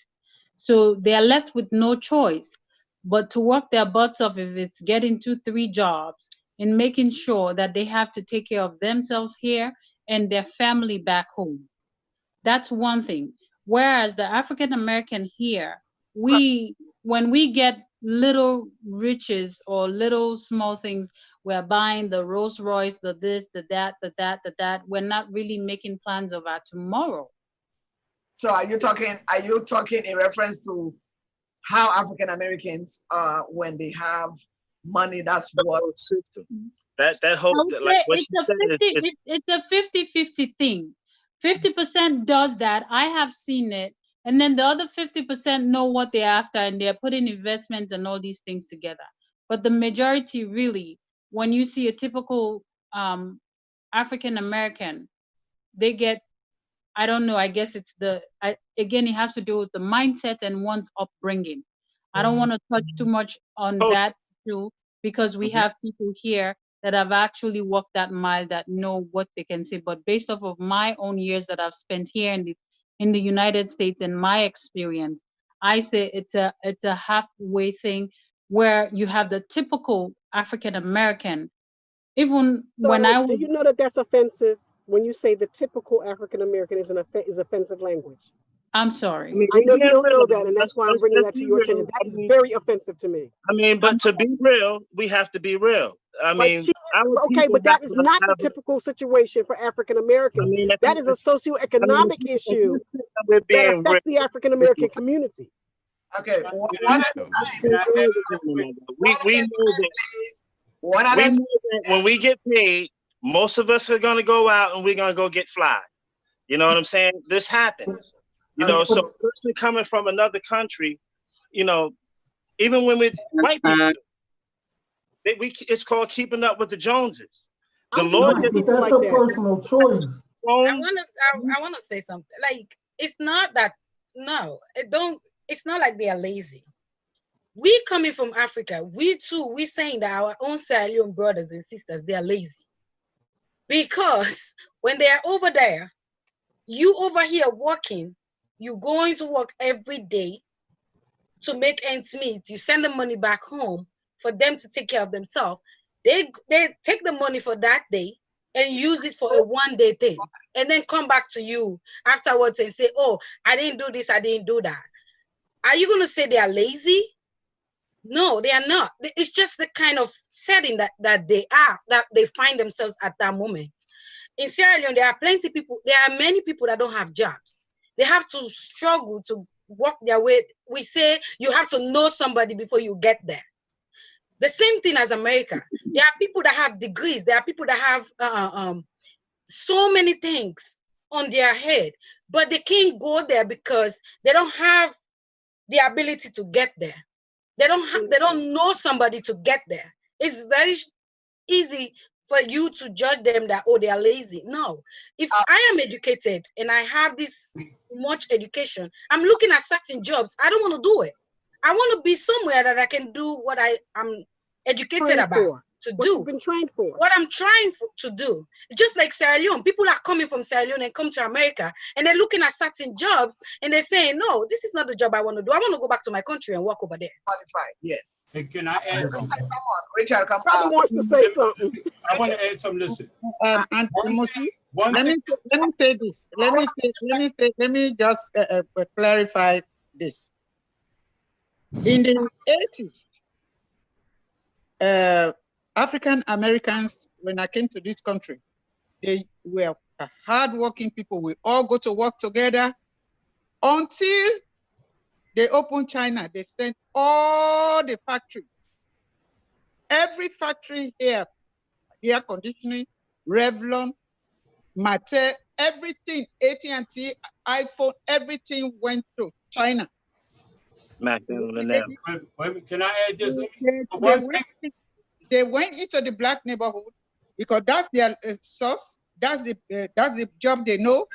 They trained them to do. They took that job away from them and then supplied them with drugs.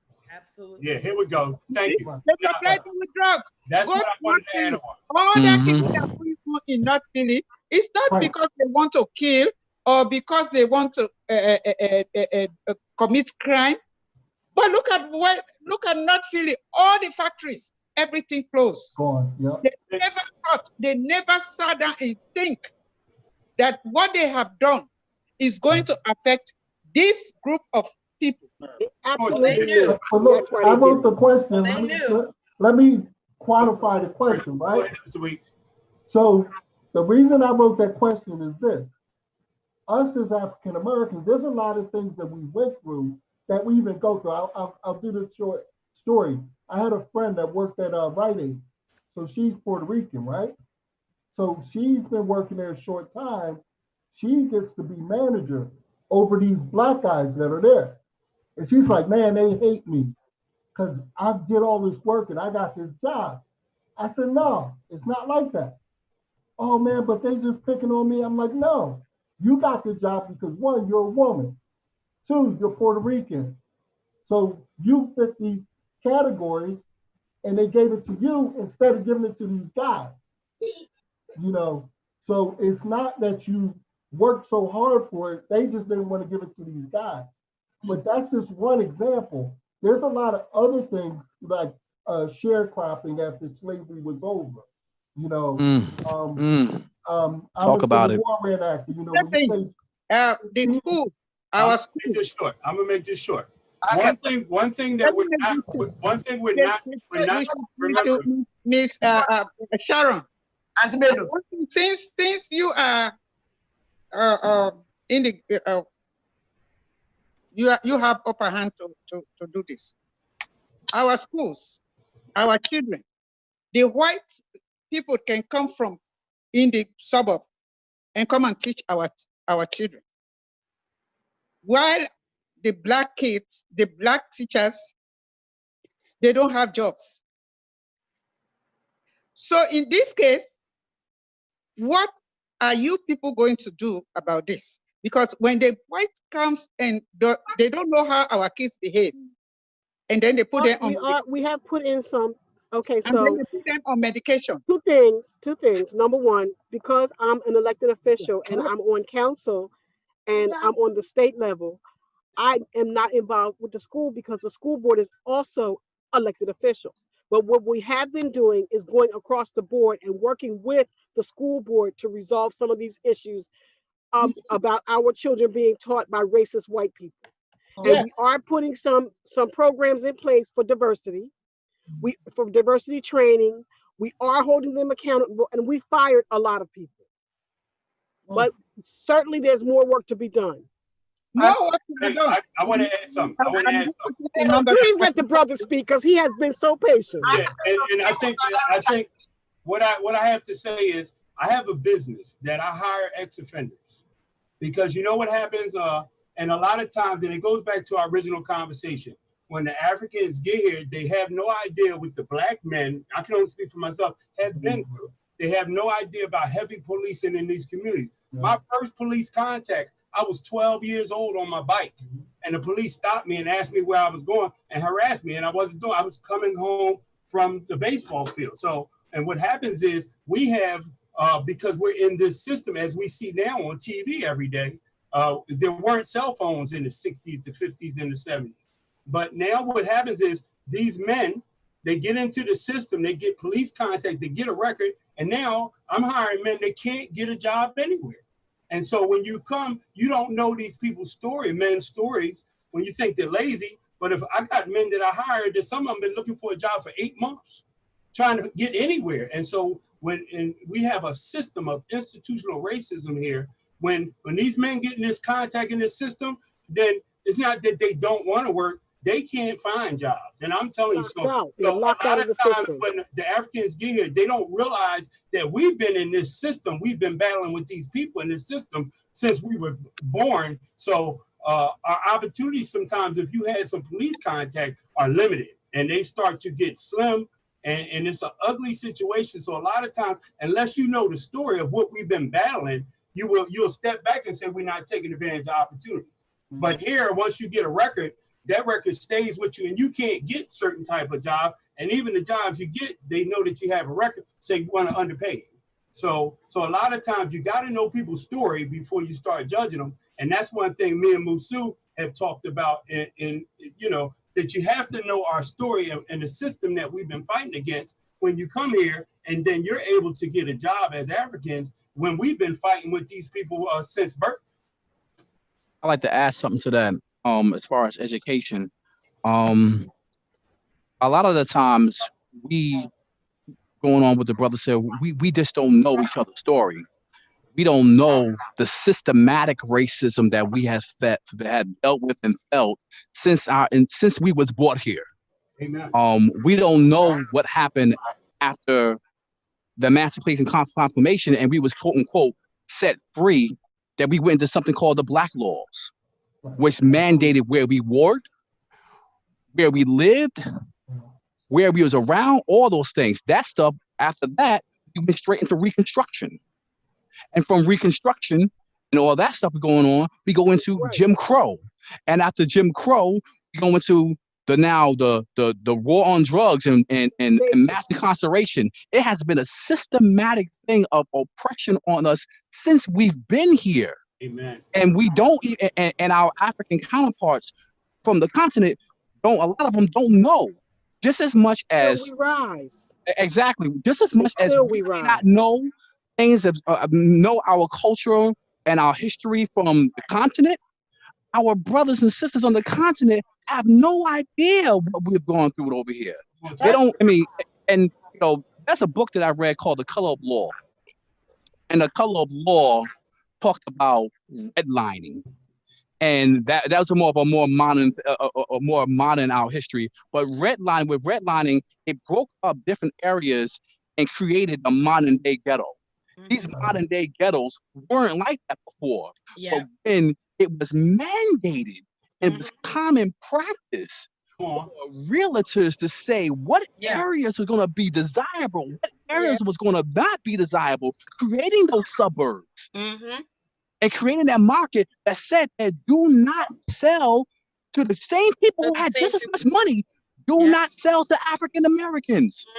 That thing of creating a racial divide, of creating disproportionary in wealth, because we were able to obtain generational wealth.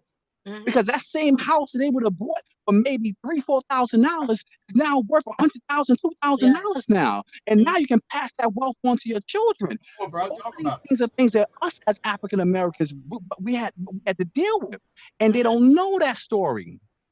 And that's what exactly Wells Fargo was doing. Wells Fargo was doing that. Wells Fargo was doing Chase Manhattan Bank, KT Morgan, all of them. When we're talking about slavery, we're not just talking about the benefits of the North, of the South. The North benefited as well. On both sides, they were benefiting. On the West End, they were benefiting. This is what slavery was. Slavery, the major institutions of Hale and Harvard, all these institutions are on the backs of slave labor. That's where that old money comes from. If you're Sister Howard, who's here in North Carolina, she knows about Burlington Coal Factory. Burlington Coal Factory, Burlington at one time, that money that they had in order to create this large enterprise was on the backs of cotton. What my ancestors had to deal with. Cotton. Cities like here, right where I live in Mebane, North Carolina, in Alamance County, the people in some events may be shaky depending on your point of view, but the story of roots took place right where I live. This is where it happened. That's the whole thing. Right here, when I walk down the street, all this area, slaves. Hillsborough, not far away from me, 80% of the population were slaves. 80%. And to this day, right now, it's still a segregated area. It still is. Saying? So we have still going on. It's still going on. It's still going on to this day. Now they've extended it internationally, where they come after Black people, even in China. Can you imagine? China of all places. We are global. China is taking over Africa right now. China is taking over Africa right now. China is taking over Africa, even in Sierra Leone. It's the worst. Before, when I lived in Gambia, it was the Libyans and the Mauritanians that had all the businesses. Now it's all China. All of the businesses now. They are selling the wax. And the African leaders, they have not realized. Oh my God, they have the textiles, everything. Okay, so now we are here, and I'm really happy that we are having this conversation. Especially, I'm still leaning towards the communication, and I'm happy that I'm listening to our brothers and sisters. Because today I was at work and I asked a coworker, I said, I'm going to have this topic today. I say, do you believe that African Americans are lazy and they don't want to work? Well, he came up and said, I think some of the women are making them this way. I say, what do you mean? I said, what do you mean? He said, some of the African American women want to pin some of these men home, and they go to work because they know once they are home, they can, have them do whatever they want to do with them and disrespect them every how. And because they know if the men are working and bringing money home, they won't be able to sit them where they want them.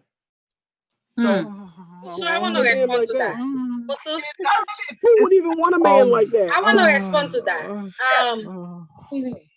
When I came to America, my first experience was somebody told me that the women goes to work and then the men will stay home and not working because they think that if the man goes to work, they'll find other women or something, they will do something else. But when I went to school, I really understood why the men are hard to get a job. Because in this country, it's not like back home. Back home, you go to prison, you get out of prison, your name or your record is nowhere to be found. They don't record anything about you. But in this country, even if you are 8 years old, you go to prison. When you come back, or when you come out of prison, your record stays there forever. It stays there forever. So for you, and they target the men. They target mostly the men. So by the time you are 18, your record is already bad. You are not even getting driver's license. You are not getting nothing because your record is already bad. So how are you going to get a job? The women, they pity them because they think that they are not strong enough. So they're not going to go after the women. They go after the guys. They go after the men. Because I'm part of, because I did youth empowerment. I went to the prison setting and I was in court one day.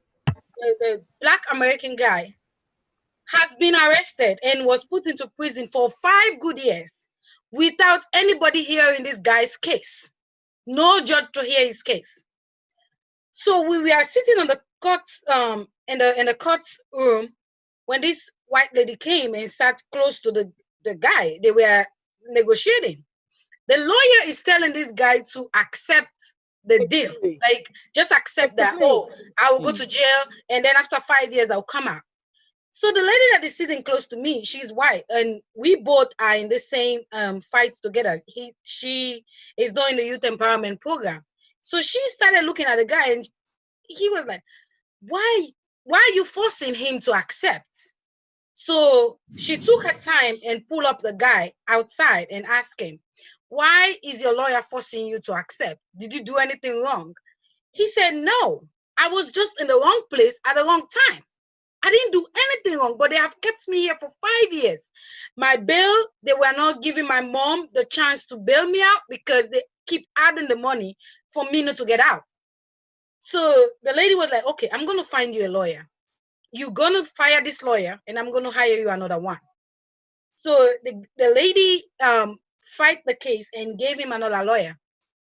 They gave him an old lawyer, like old guy lawyer.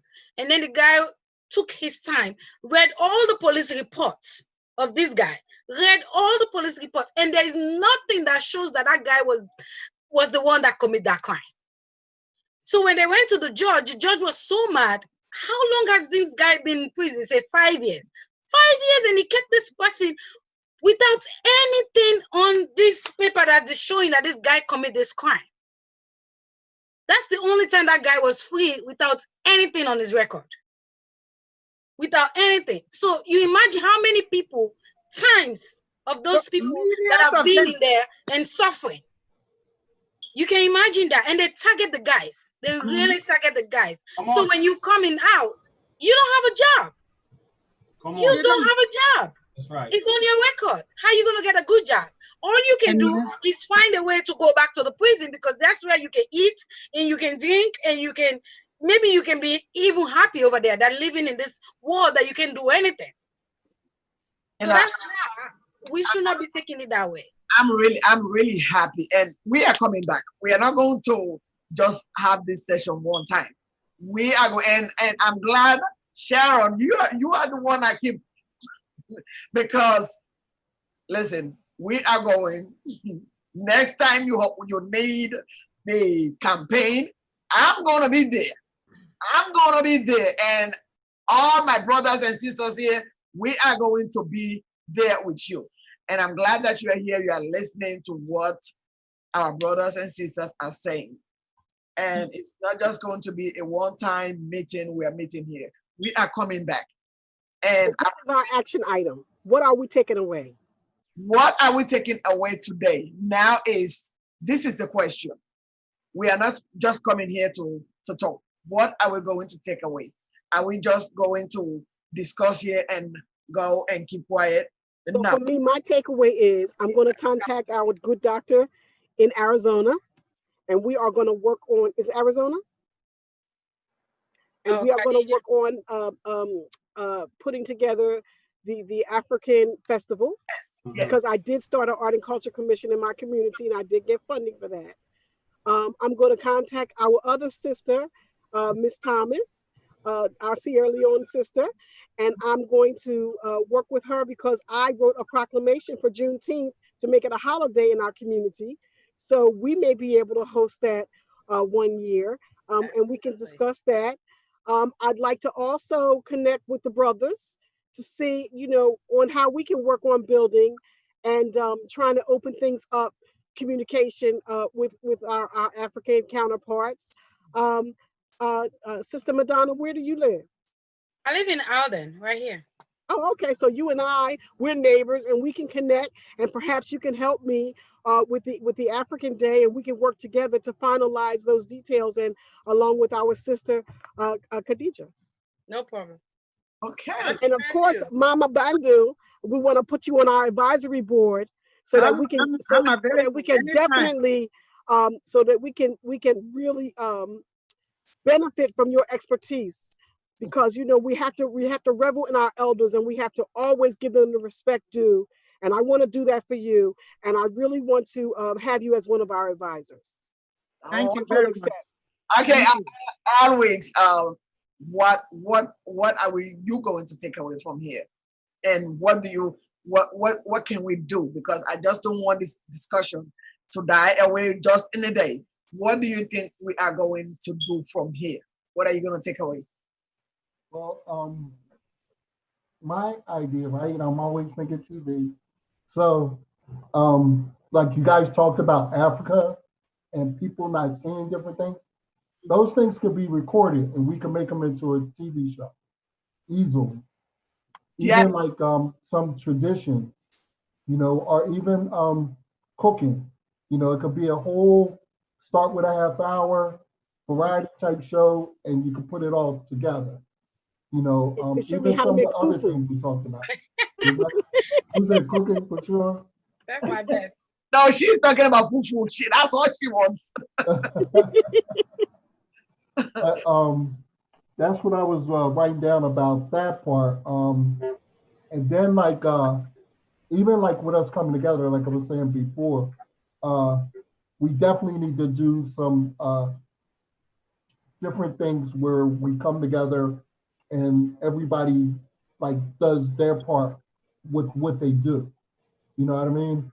And even having some conversations where maybe the Africans talk and the African Americans talk, and then we bring everybody together and discuss the different things.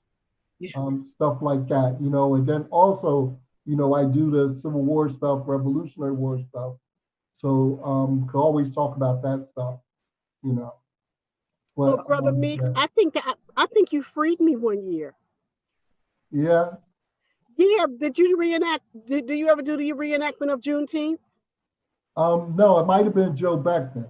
Yeah, Joe. I'm really close with Joe, and also the other brother that's probably Mason. Larry Harris, probably. Yeah.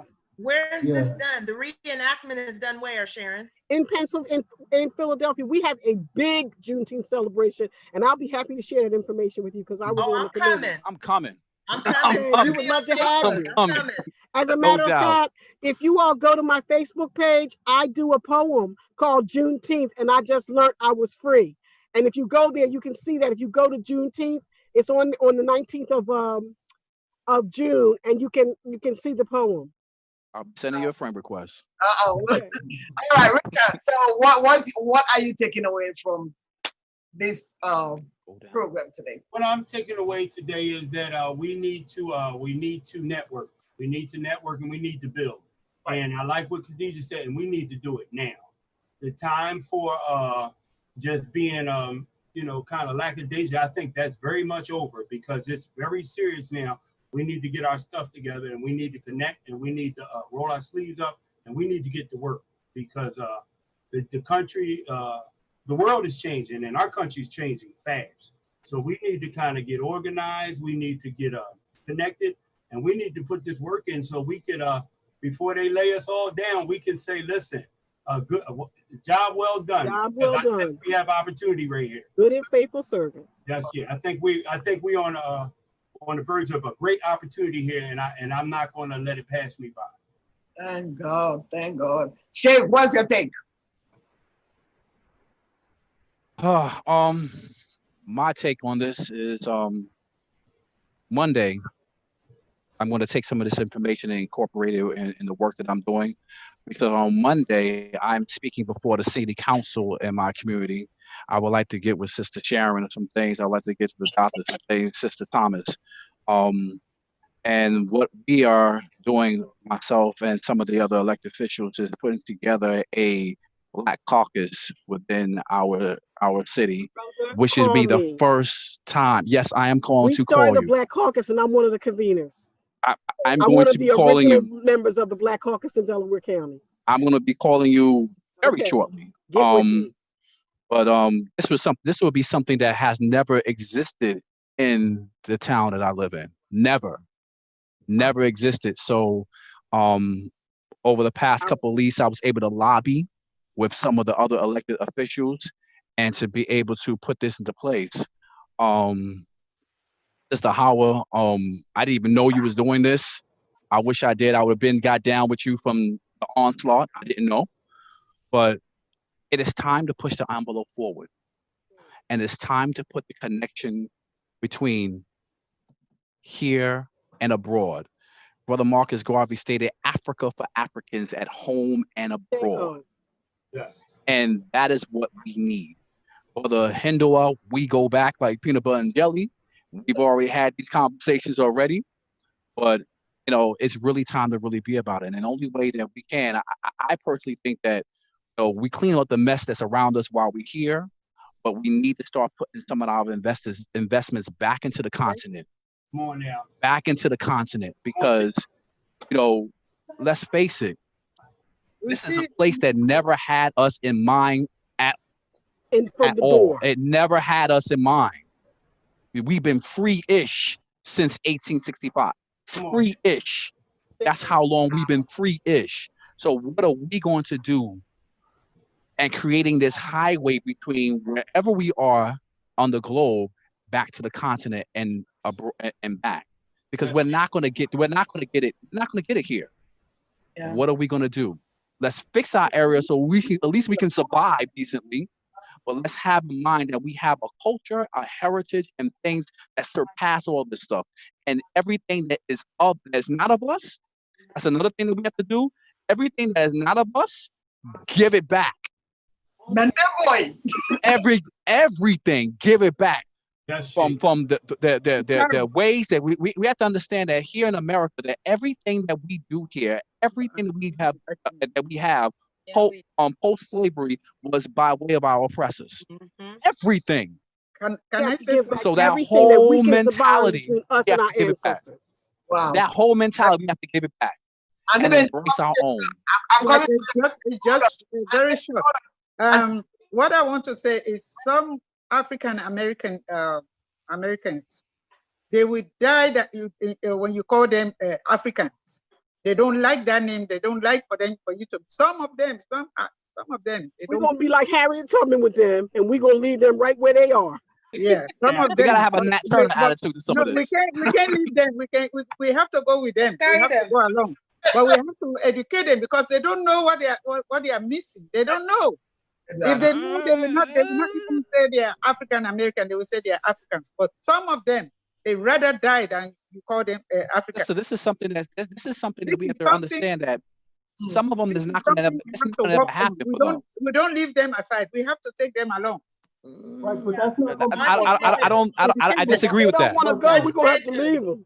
I want to say that's something, just because of what Auntie Bendu, that's something that I learned in going to Sierra Leone. I have that same mindset, Brother Aha. I have the same mindset that some of us, we're just going to have to leave them behind, you know. And what I learned in going back to Sierra Leone is that we don't actually ever leave any of our brothers and sisters behind. No, we keep our hands tied like this. Some of us may not be ready. Some of us may fall. Some of us are in a place where they are blind. Some of us just do not know. We never let go. You know, we let you do what you need to do, but we never let that go. You know what I'm saying? There's some that are not ready, but I am a firm believer that more of us are than are not. And I believe that I agree with that. are scared to open that door. And I think the more of us, you, Hindawa, us that are coming, we're African Americans that are learning where we come from, the more that our voices speak and the more that we are heard to say that we are one. Yeah. There is nothing that will tell me that all of y'all on this call are not my aunties or my sisters or my brothers. If I knew where you all lived, I would pop up. All of my brothers and sisters. You look like the sister here looks like my grandmother. She looks like my grandmother right here. Oh, Auntie Bendu. Yeah, she looks like my grandmother. Oh. So you got your take now. That's your take, right? We're trying to power, right? So yes, what that is my take. And again, everyone just find me. Find me on Facebook, find me on Instagram. This conversation has to continue. Agreed. Let me go to Khadija. Khadija, what's your take? First of all, let me apologize to Auntie Sharon. It's all good, sis. That's how we grow. That's how we learn. That's how I want to say, in life, everybody has a story. Everybody has a song. Everybody's is just a little bit different, and we will only know of each other's stories when we try to wear each other's shoes. Yeah. And as I said earlier on, if not now, then when? This is the age of the awakening. People are waking up spiritually, physically, mentally. And I say it's time for us to wake up. We've been sleeping for too long. We've been letting the sleeping dog lie for too long. We have been taking our time to kill the ants to see its guts for too long. Yeah, we have been, and I think. I'm sorry. Can we stop? What does that mean? It's a parable. It's a parable. It's a phrase. When you take your time, let me say it in our dialects. Take 10 kill ants so you killing God. Meaning, be careful how you deal with the next person, so it doesn't come back and bite you. Yes. So we've been playing nice. We've been playing Black Jesus for the longest time.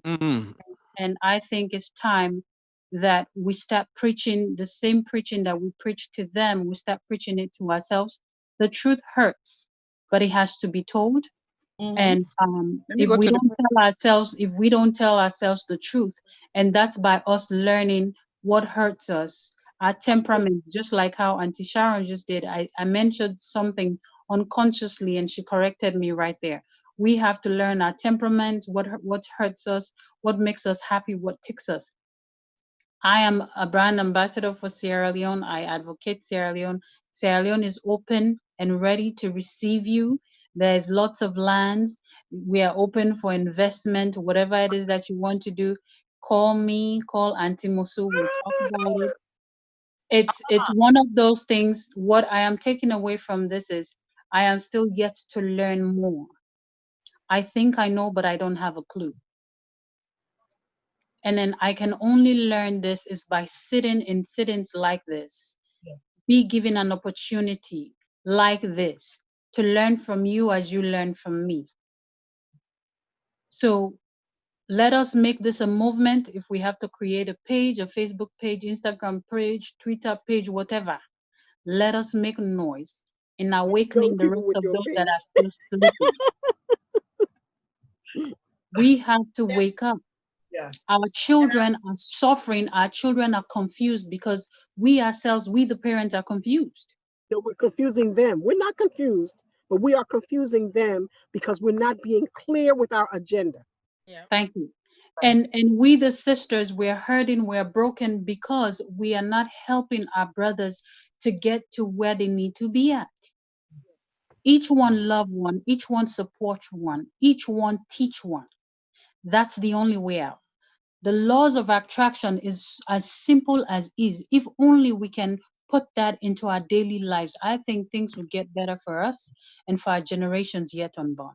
So that's what I'm taking from this, to learn, to teach, to impact, inspire those that need to know me.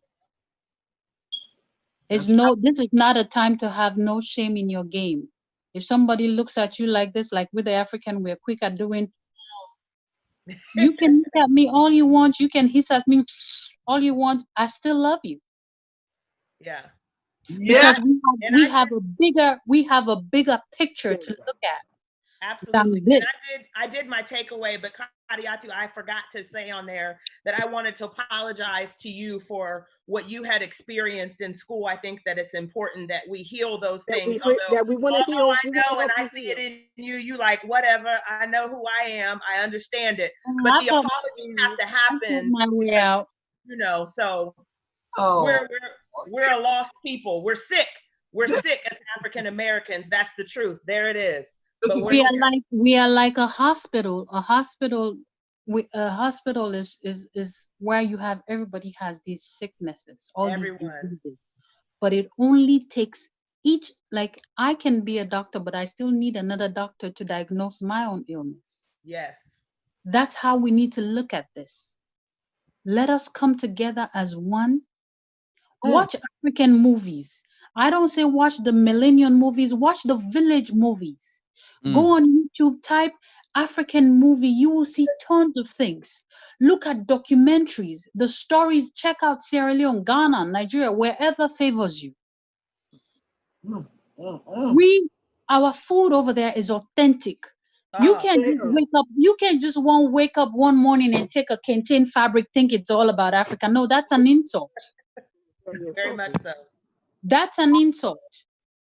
Our fabric, our prints, everything signifies something. It tells a story. It tells you what clan, what village. So you cannot just take one fabric and put it around your neck and bend down on your knees and think it's a way of solidarity. No, that's an insult. Slap in my face. Don't get me involved in it. You created the coronavirus to kill us, but guess what? Right back in your face, it's killing you now. And you know what? I love this one. You went down there to throw Ebola at us. You got us that time. But this time, the goddess of Africa said, no, enough is enough. So we, the indigenes of these goddesses and gods, need to stand up as our fathers and mothers are fighting for us.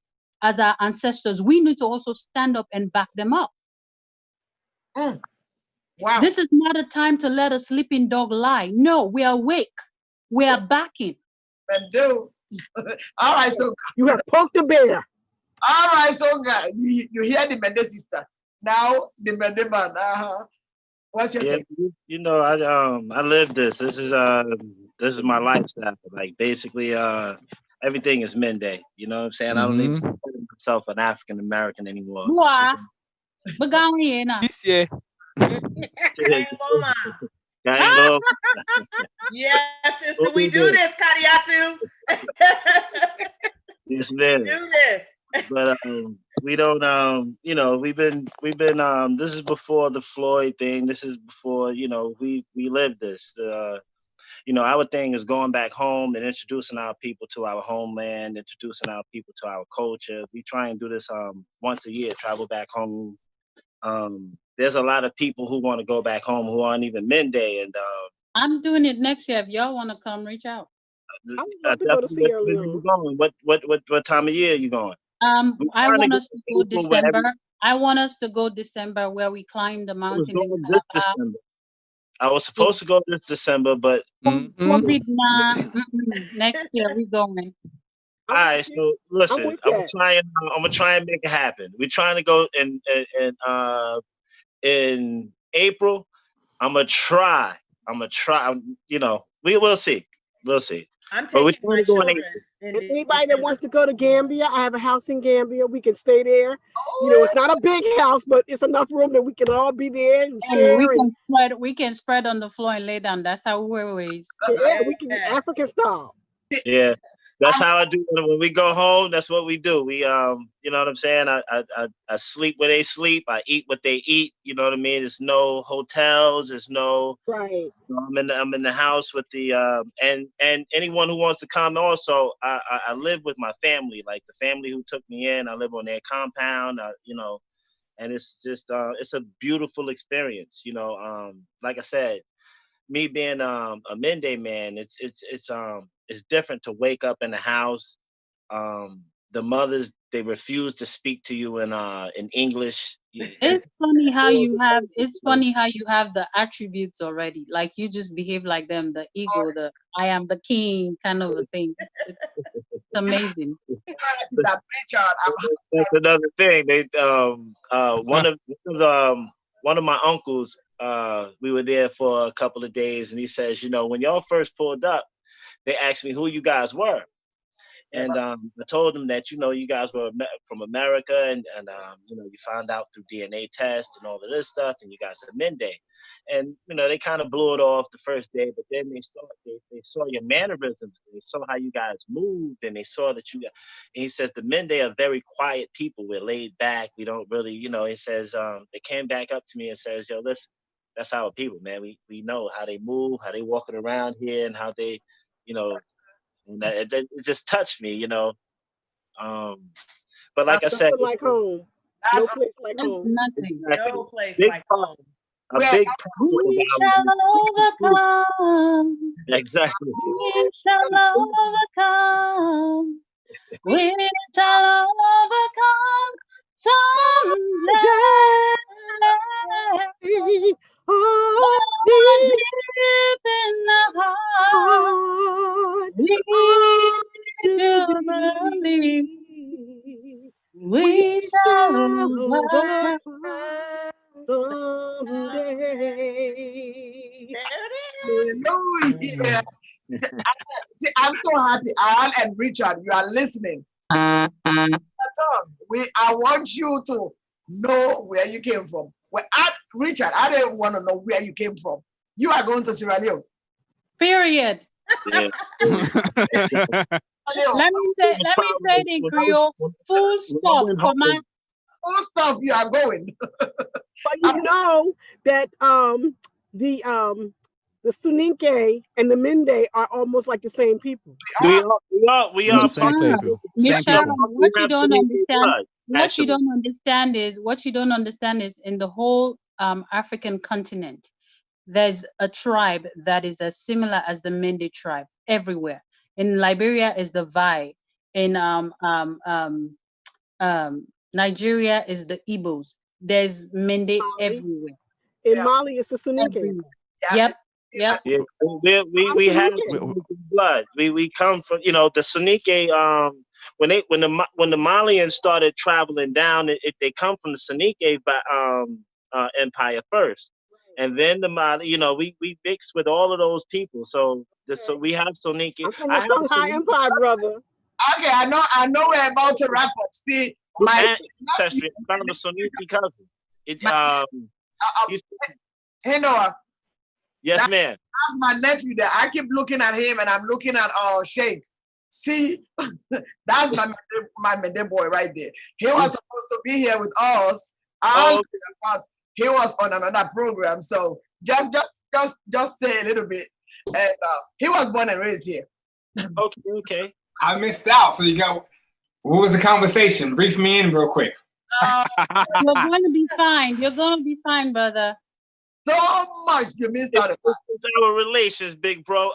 The relations between Africans and African Americans, and how, you know, through misconceptions, one another, we kind of we misjudge one another, and there's a divide. You know what I mean? When I went home, a lot of what they was telling me was you know, a lot of what I was telling them. You know, I had to kind of campaign, like tell them what I was doing down there, what my visions were, and all of that type of stuff. Right. And what I saw was we were secluded people. You know what I'm saying? We didn't know what was going on over there, and they don't Right. know what's going on over here. Right. So through social media, we're kind of changing that, and everything is kind of, coming full circle. My people call me every day. You know what I'm saying? They checking up on me. They, you know what I'm saying? And it's a beautiful thing. It's coming full circle now.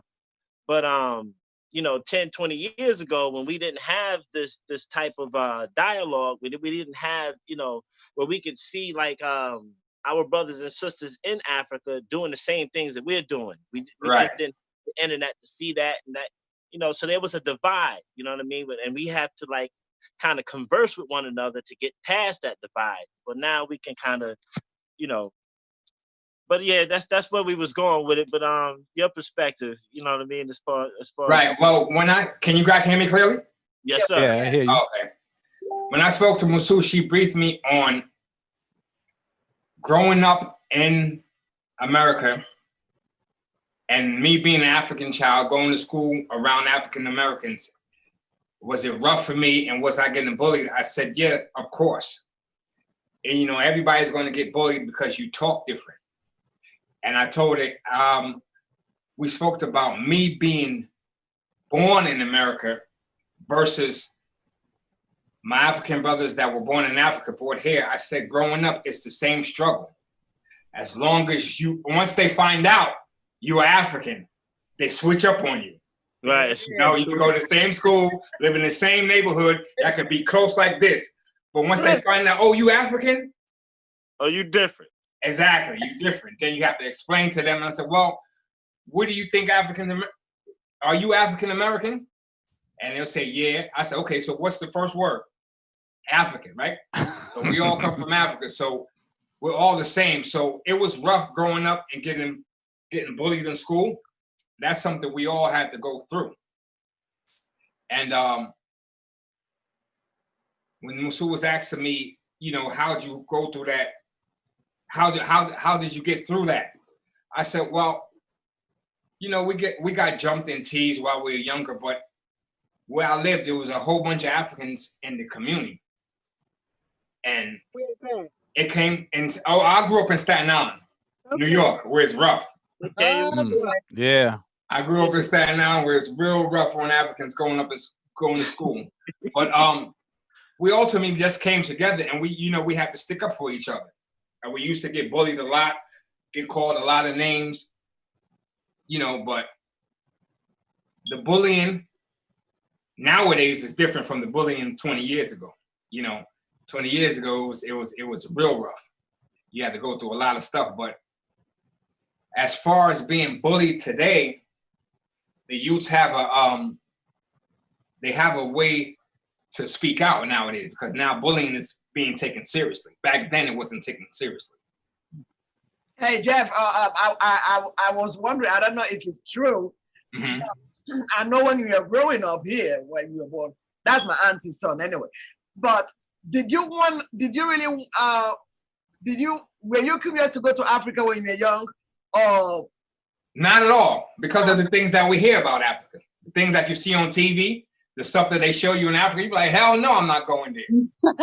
I'm not from there. I'm not going there. Exactly. People who think they don't have no connection with Africa. You see what exactly. I'm saying? They don't, especially the way Africa is portrayed on TV as a young kid. You just see the feed the children, the kids starving, poor places. That's all they showed us growing up. That's all we know. Hell no, we're not going over there. They got ants on their face. They got flies on their face. They don't have no food, no water, no TV. If you're not from South Africa, then you are like, what part of Africa are you from? Exactly.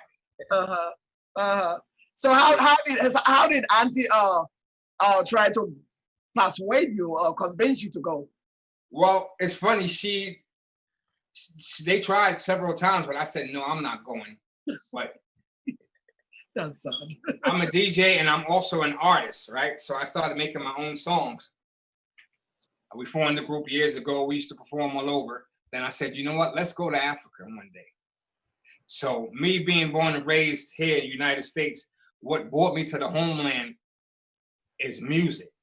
And then when I went there for the first time, it was completely different than what is portrayed on TV. Right. So all them I would- BMWs, huh? Yeah, when I came back, I advised, I said, listen, once you go, just take the trip and go. You ain't Once coming you go, back. you know your roots and you will love. I didn't come back. I didn't want to Exactly, come and back. you will always come back. So those of you who have kids that don't want to go, give them something, give them an incentive or something for them to go. And trust me, all it takes is one trip.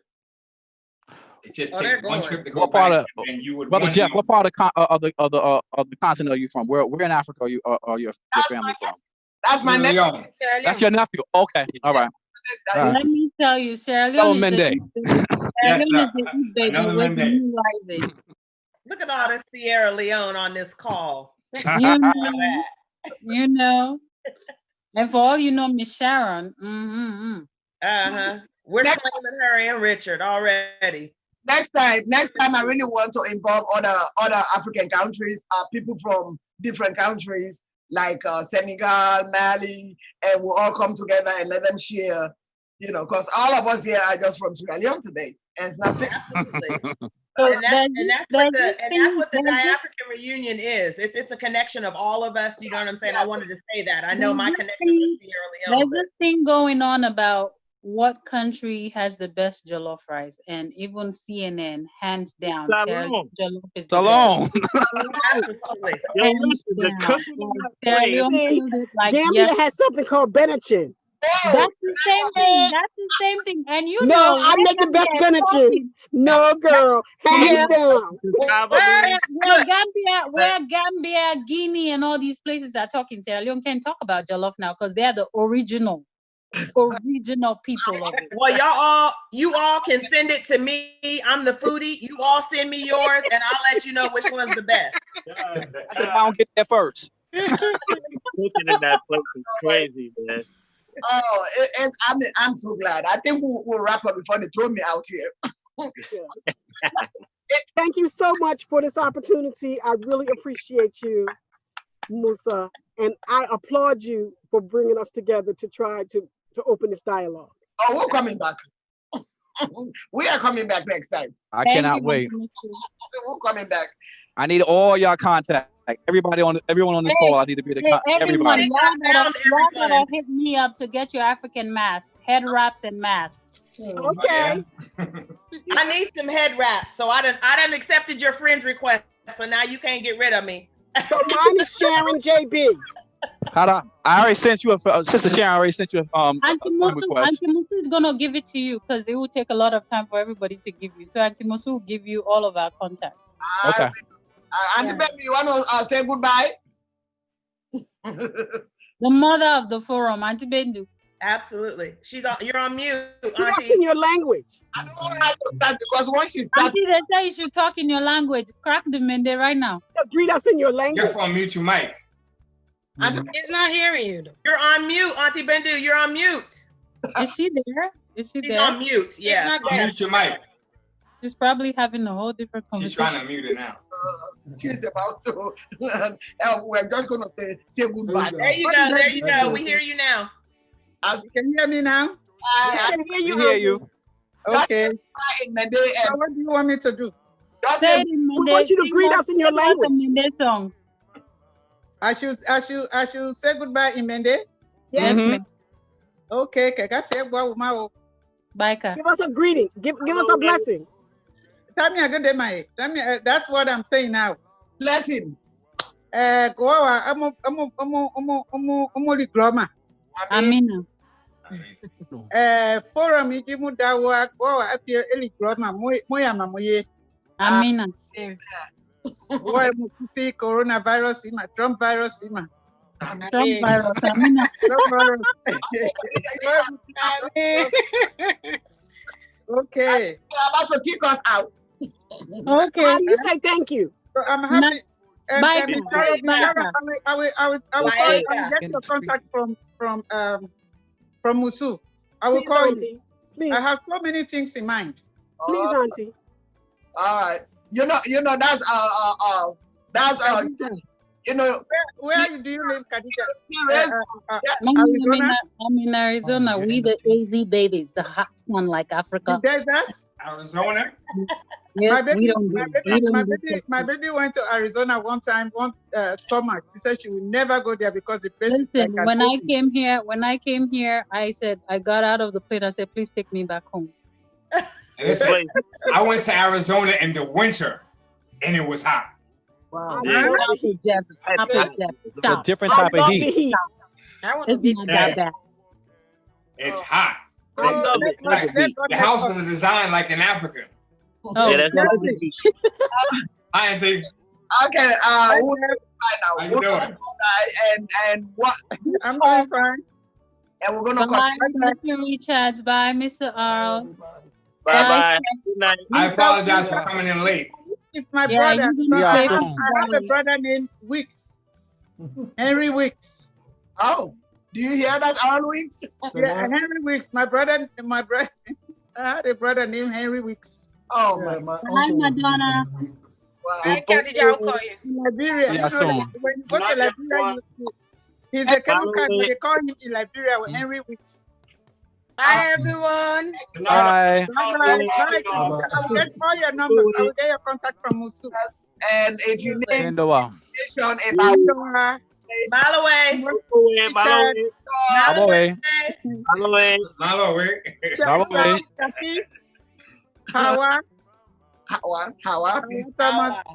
Hawa. Yes. Yes.